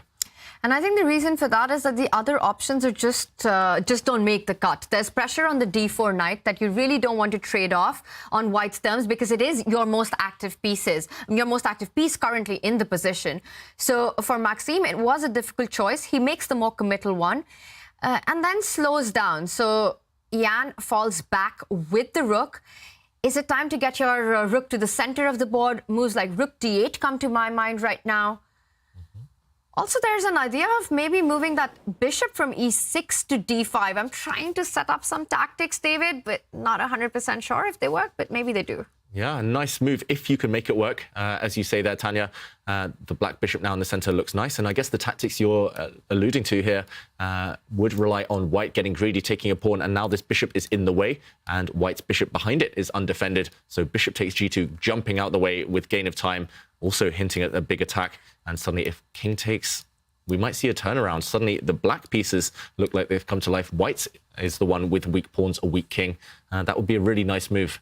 A bit of a hidden tactic, requires some calculation, of course. The other option you mentioned would be a lazy player like me. It would be my choice. Rook to d8. And I guess the downside here is that white's threat is to jump in and win this pawn. And that's one argument in the column for bishop d5. And he does play it, of course, in top form. As we know throughout this tournament, Maxime Vachier-Lagrave in the zone. He plays probably the best move And at least now, if this white knight jumps in, he has options. He can either eliminate this knight, or he can jump back to the newly vacated e6 square, whereupon he controls the weakest point in the black camp. And the game goes on. Really nice. And I love what you've just pointed out, because the central move of the bishop, it not only puts the bishop on a really cool square, but you actually want to reroute that knight to an even better outpost on f4. So knight can fall back to e6, where it controls the c5 pawn, and then jump over towards the king side, creating threats. Maxime, despite having those pawn weaknesses, is creating play here. Yeah, I think it was all based on this last move. It was a critical moment, and he spent a little bit of time just double check those variations, especially the one we showed with the bishop jumping out the way, some loose pieces for both sides. And yeah, he made the right decision, found the best move. And I'm not sure this was on Jan's radar, and therefore he has to spend some time adapting, adjusting, and what to do next with white. Again, you don't want to take that black knight in the center yet. You don't want to do it on your opponent's terms. You only improve black's pawn structure. So I think we'll see that latter variation we showed with white's knight jumping in to e4 instead, going after that weakness we highlighted. Those black pawns on the queen side. But yeah, it's just really tense, really cagey. And in a must-win situation, Jan's done all the right things. He's kept as many pieces on the board as possible, no endgames. And okay, what next? And he's going pawn hunting in a different way. I must admit, this wasn't on my radar. I was looking at the center of the board and not the flanks. But still, same plan. But what do you think here, Tanya? As effective? I like it. It has a direct threat, and it's provoking Maxime to push further with that B pawn. And that's something that you, again, are hesitant to do. B4 would win a tempo, but even if the tactics don't work out, maybe here it's just not possible because white can take on D4 and the B4 pawn is hanging. But even strategically, it loses control of a lot of key squares in the position. So if not B4, you have to fight against this threat of bishop takes pawn on C5, David. And I think it might be time for Maxime now to retreat with that central knight to E6. And we might see your move after that. Once the black knight goes forward, the white knight jumps.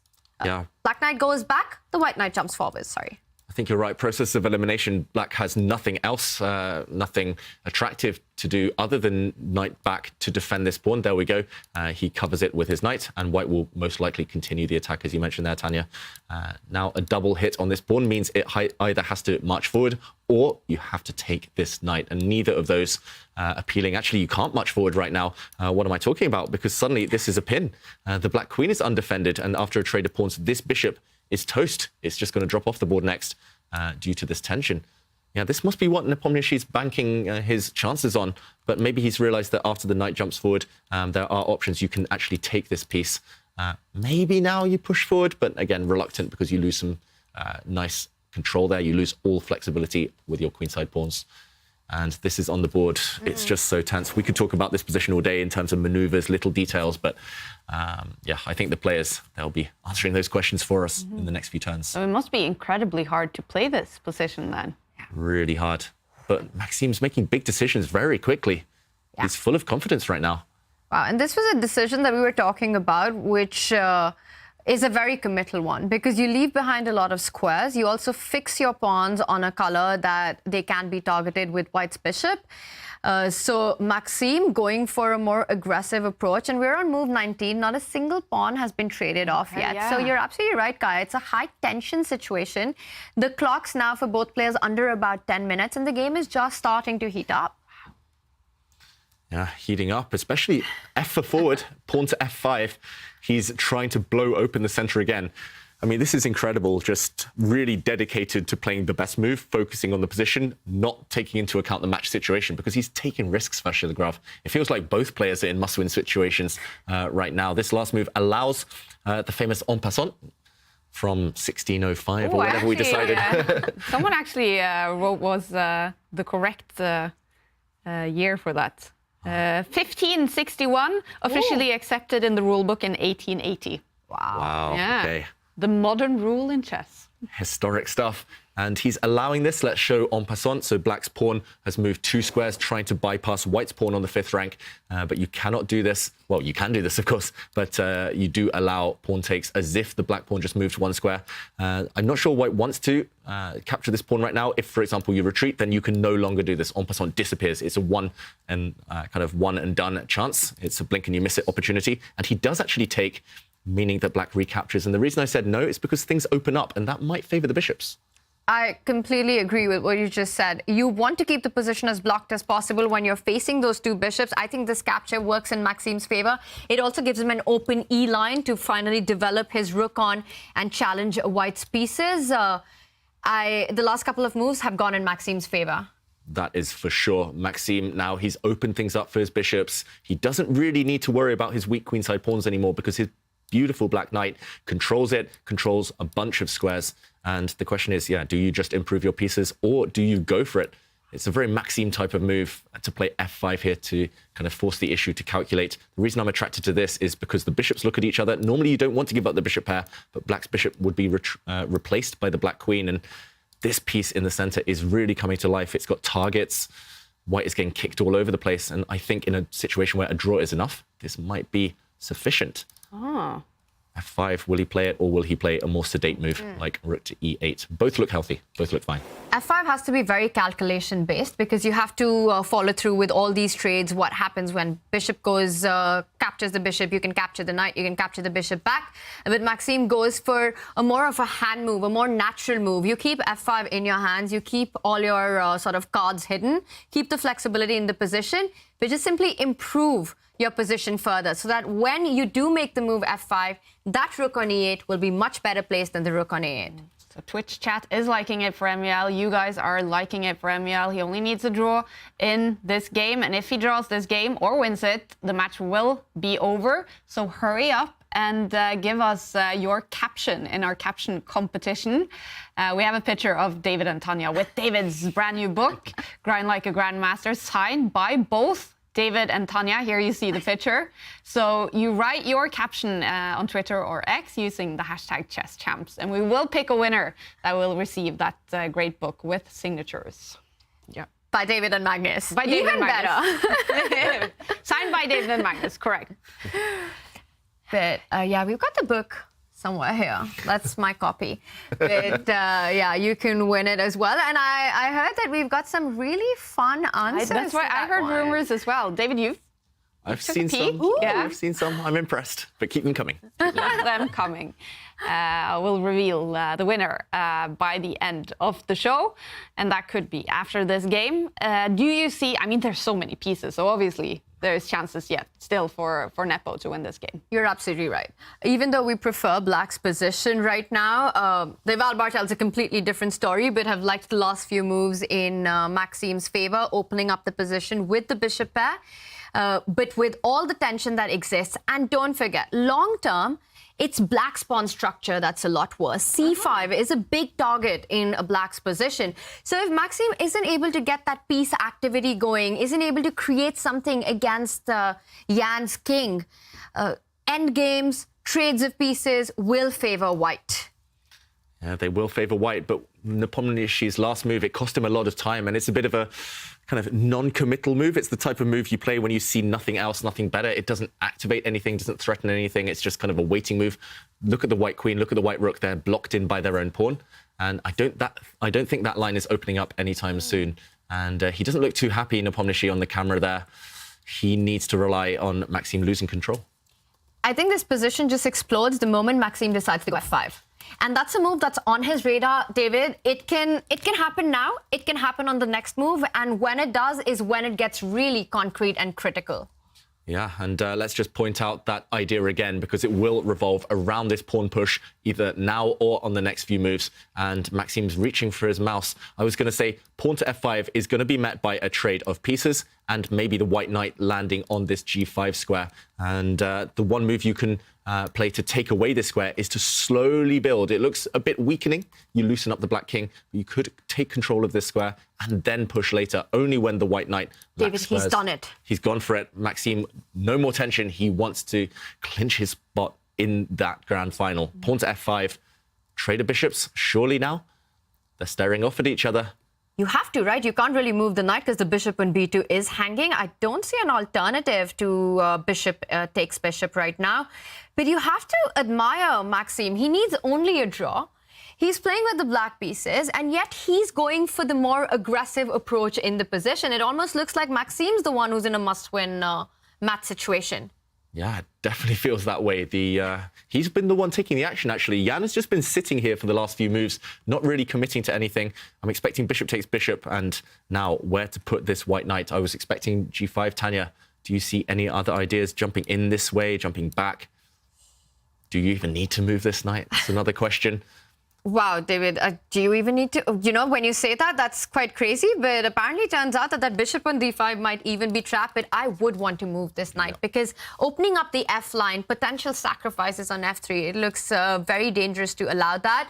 Knight to d6 would be super tempting, but it feels like a one-move threat. You're just hitting the rook, but the rook can simply slide over and hit that knight and force it back again, in fact, gaining time and tempo. Yeah, and remember, this knight behind, this is the whole kind of crux of Maxim's issue, of his plan here. Bishop takes knight would wreck the white pawn structure, and the black knight would jump in. This would be disaster for Nepomniachtchi.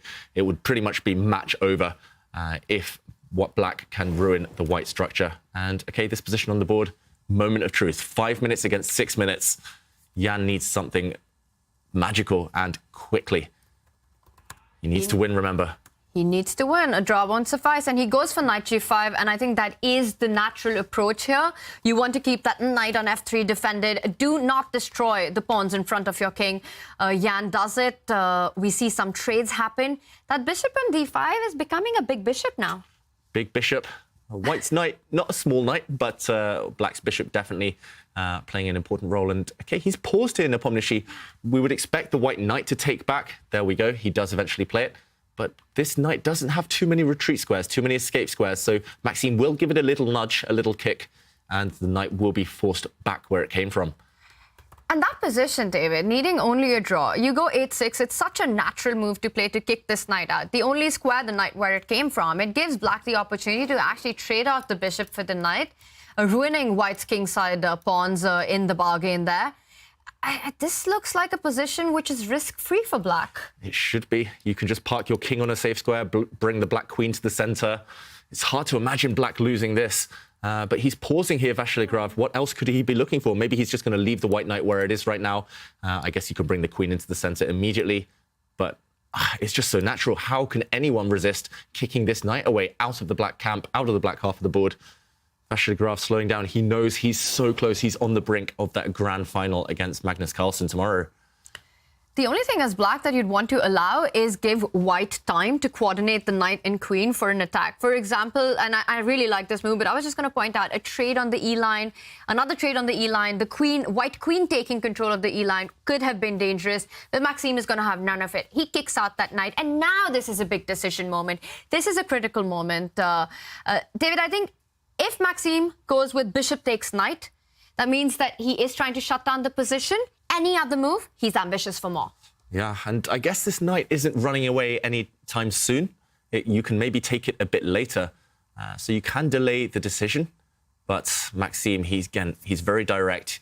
He's in this really tense position where a draw is enough. I think I would snap off the knight. How about you, Tanya? 100% just snap off the knight instantly, especially if you need only a draw in this position.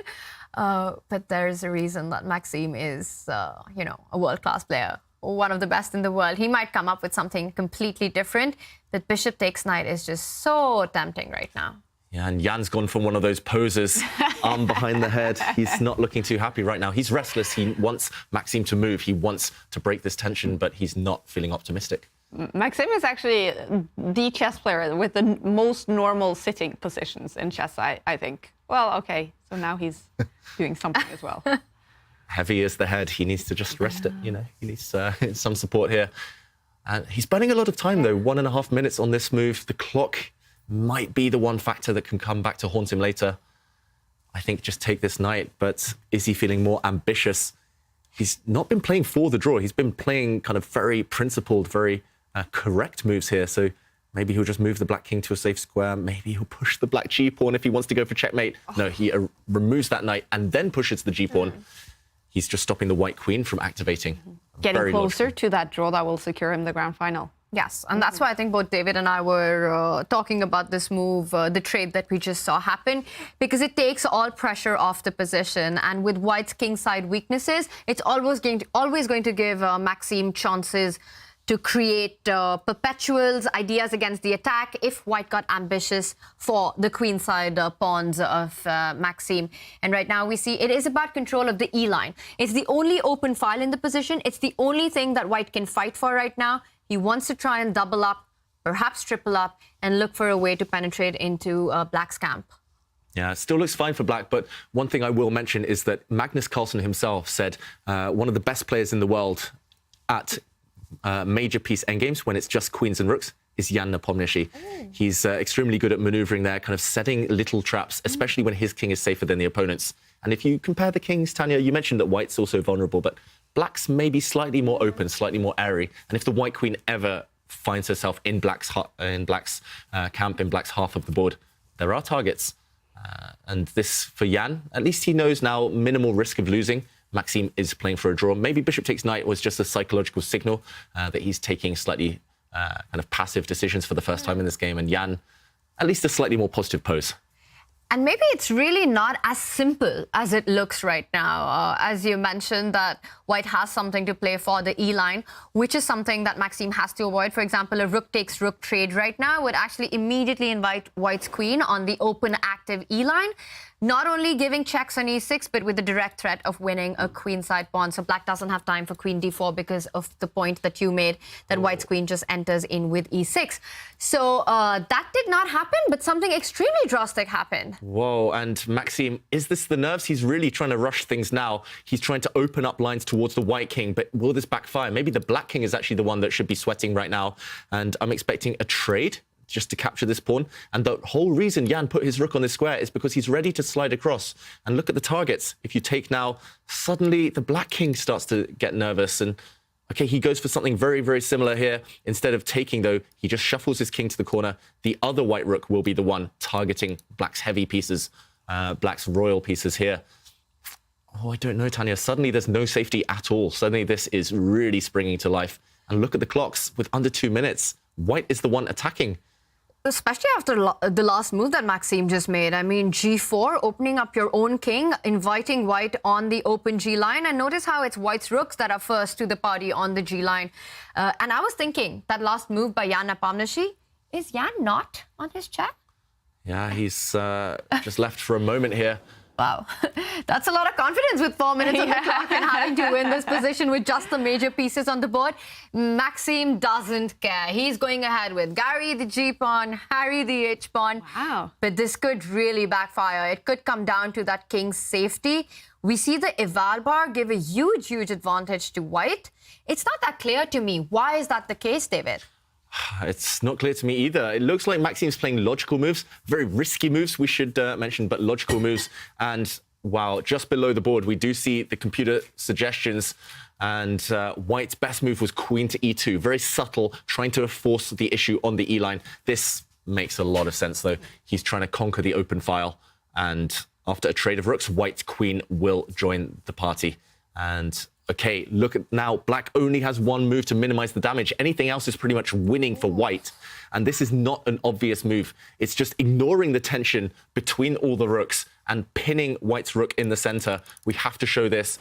And oh, wow, he finds it. Maxime Vachier-Lagrave in top form. He found the move queen to g5. Anything else, and white would have been winning.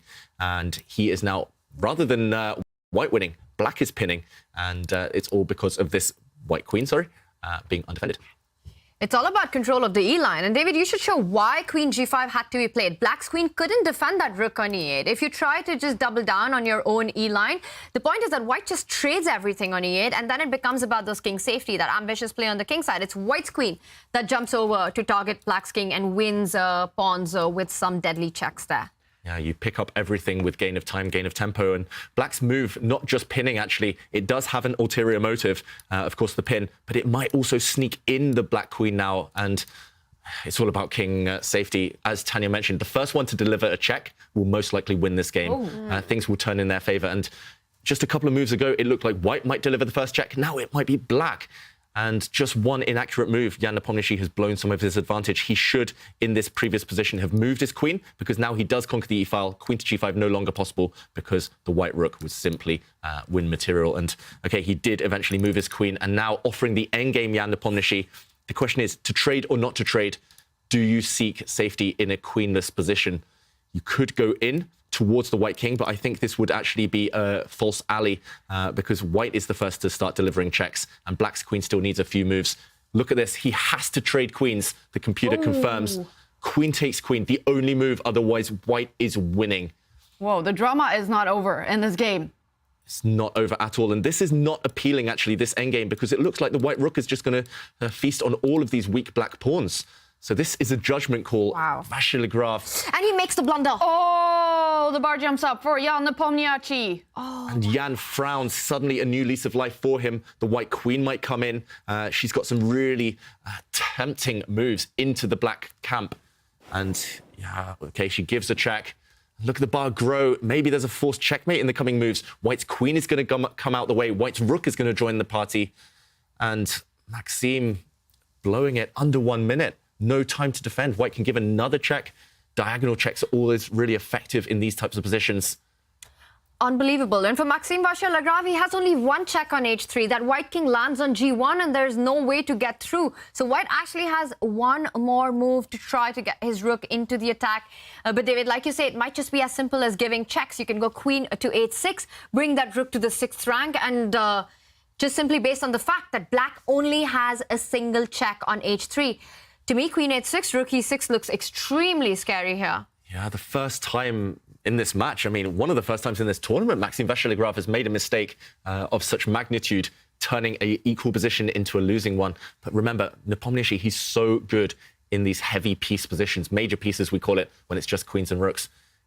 I think he's going to win this. I've seen him win countless of these positions. I've even fallen victim to him myself, Jan Nepomniachtchi, when it's just queens and rooks on the board. As you say, just slide to the right with the white queen, step one square to the right, check, and everything comes with gain of time. White's rook will join decisively. Looks super calm. Jan Nepomniachtchi maybe about to secure that Armageddon and still a chance to go through to the grand final.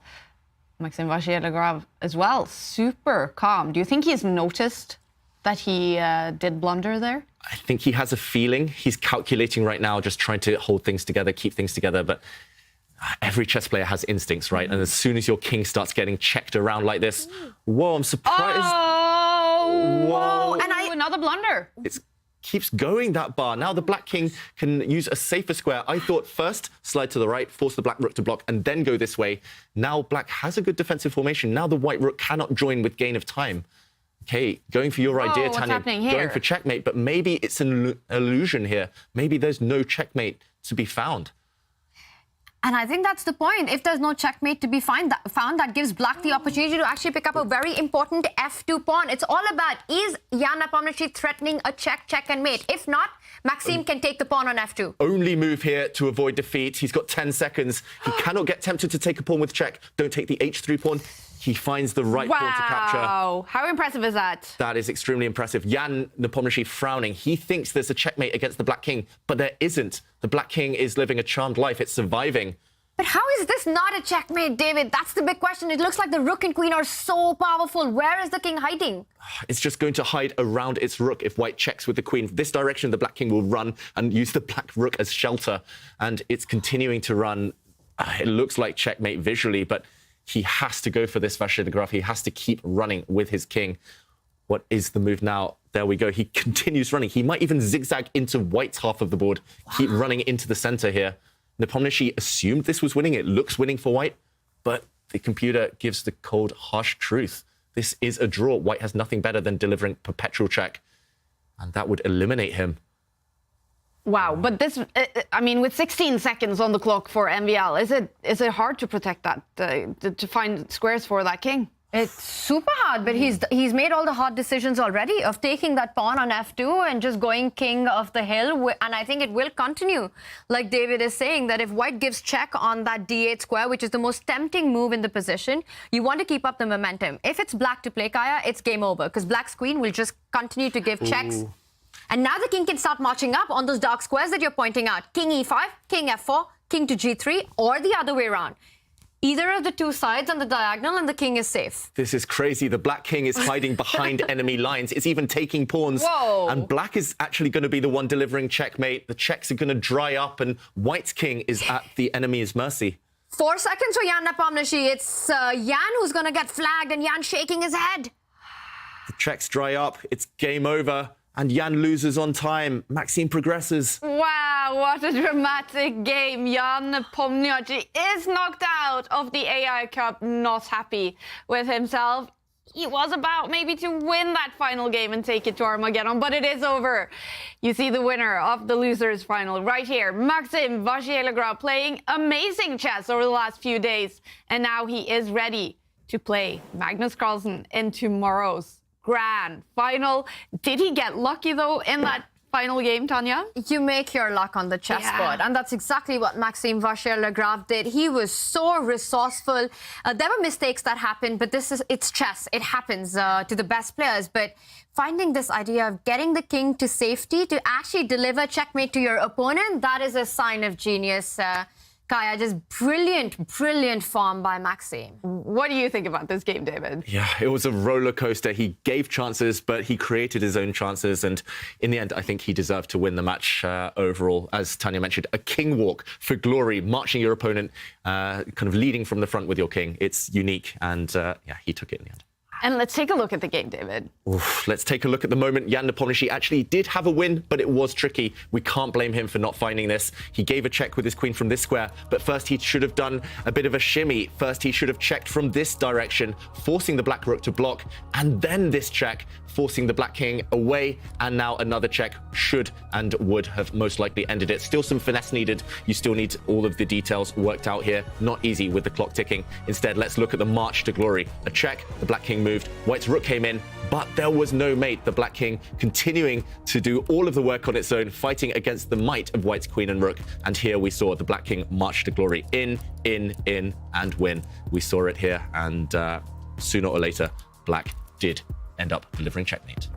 And we're joined by the great Maxime Vachier-Lagrave. Big congratulations on making it to the grand final. Did I? I think not, yes. Yes. Yeah? Yes, you did. Yeah, you did, To the grand Maxime. final against Magnus. The grand final against Magnus. Oh, yeah. Oh, you thought I meant Toronto.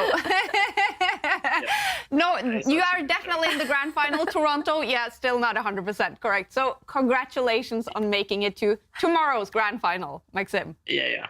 Yeah, thank you. What a Yeah, crazy few days for you now with the match against Magnus yesterday and the games today. How do you feel right now? Oh, I feel good because it's been a very long time since I played at that level. So obviously, I mean, this is a very good feeling, especially like with the idea of the Grand Swiss with the last two candidate spots not far away. It gives me motivation to work even more. And, you know, when you play well, it's easier to enjoy chess and to just, you know, push forward. So that's definitely a good thing. I mean, yesterday this match against Magnus was a huge fight from beginning till the end. I mean, of course, when you lose, you're still a little bit disappointed with yourself. That's normal. And it was my case, but of course, at the same time, the level of play we both showed yesterday was really good. And today I feel like, especially the first game, I think I played really quite well. I found these tricky ideas to get some push, some pull on the king side. I think Jan probably should have taken on g3, not play h3, because long term this pawn on h3 was a bit weak. And I got all this play on the king side because of that. And second game was a bit more tense for me because these positions, I'm never quite sure what they're about. I felt like I had solved most of my problems, but then I think I still took on f3. Like, I think I should have waited and played g5 just to be able to have f4 against rook e3. Someone wasn't sure about rook exchange and rook e1, and then if I take maybe knight takes e1, that's what I wanted to avoid, but that's not nearly as dangerous as the game was, and I probably was lost at some point. But actually, I don't know if my king is surviving in the game, but I just felt like I had no choice. We love hearing how happy you are with the performance you're showing, Maxim. Do you have an explanation in why you are playing as fantastic as you are these days now? I mean, of course, playing well brings confidence, so that's for sure. So, it's a virtuous spiral, I would say. And of course, I've worked really hard the past few years. It hasn't shown in the results for some time, maybe also the time needed to be able to venture from one opening to another and, just survive it. But yeah, when everything sets in motion, then I guess it's easier, and I'm playing back at a standard I can enjoy compared to the last few years, which were quite difficult from that point of view.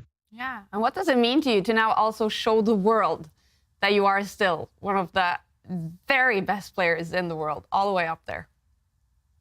I mean, of course, it's good, but I do it mostly for myself. Like, I like to show myself that I can play well. But of course, it's enjoyable, and for my friends and so on, it's also enjoyable for them to see me play well, for sure. And with lack of results, have you struggled with motivation, would you say, over the last few years? No, I didn't. I mean, in a way, yes, but mostly because the results were not good. So I still was fighting really hard, like pushing myself to work quite a lot, and to, again, it hadn't shown previously, but yeah, my openings are now looking better than a few years ago. So, I mean, some of the work I've been doing also with my team has been paying off in the past few months, and and sometimes when it comes, it pours. Yeah, so like I think for a while results were not really coming in, and suddenly they all start coming in at once. Yeah. You mentioned your friends there, and I've actually been seeing in our chat today and yesterday, there is so much love for you, Maxim. So many people writing in, "Go, Maxim. We love you, MVL. Fantastic play." What does that support mean to you? It's great. It's a great feeling. Of course, chess has become quite popular in France. I wouldn't say as popular as in Norway right now, but still we're getting there. And it's been a few years like this, and I'm glad, to help keep this trend pushing. So, all the support is very much appreciated. Yeah. And well, if you beat Magnus in the grand final tomorrow, maybe it will be just as popular in France. What do you see for that big match against Magnus after everything that happened in your encounter yesterday? I'm just hoping he won't play as well tomorrow as he did yesterday. And then, if I can show up at what feels like my best level in the past 2 days, and I have a good chance. But of course, if he plays at the level he played yesterday, it will still be a uphill task, no matter how well I play. Well, you did have that one game yesterday. I don't know if you're even aware, with 99.8 in accuracy. Are you aware, and how do you feel about that? Yeah, I'm aware. I mean, that's a perfect game. Yeah, a perfect game. Especially, I would say the early middle game was nice because we both had some difficult decisions to make, and for Magnus on how to keep pressure, and for me on how to make things simple for myself. And I managed for quite a while, so I was happy with that. So it's no real surprise there that after we found this 3, 4, 5 good moves, really accurate moves, it was on the way to a perfect game.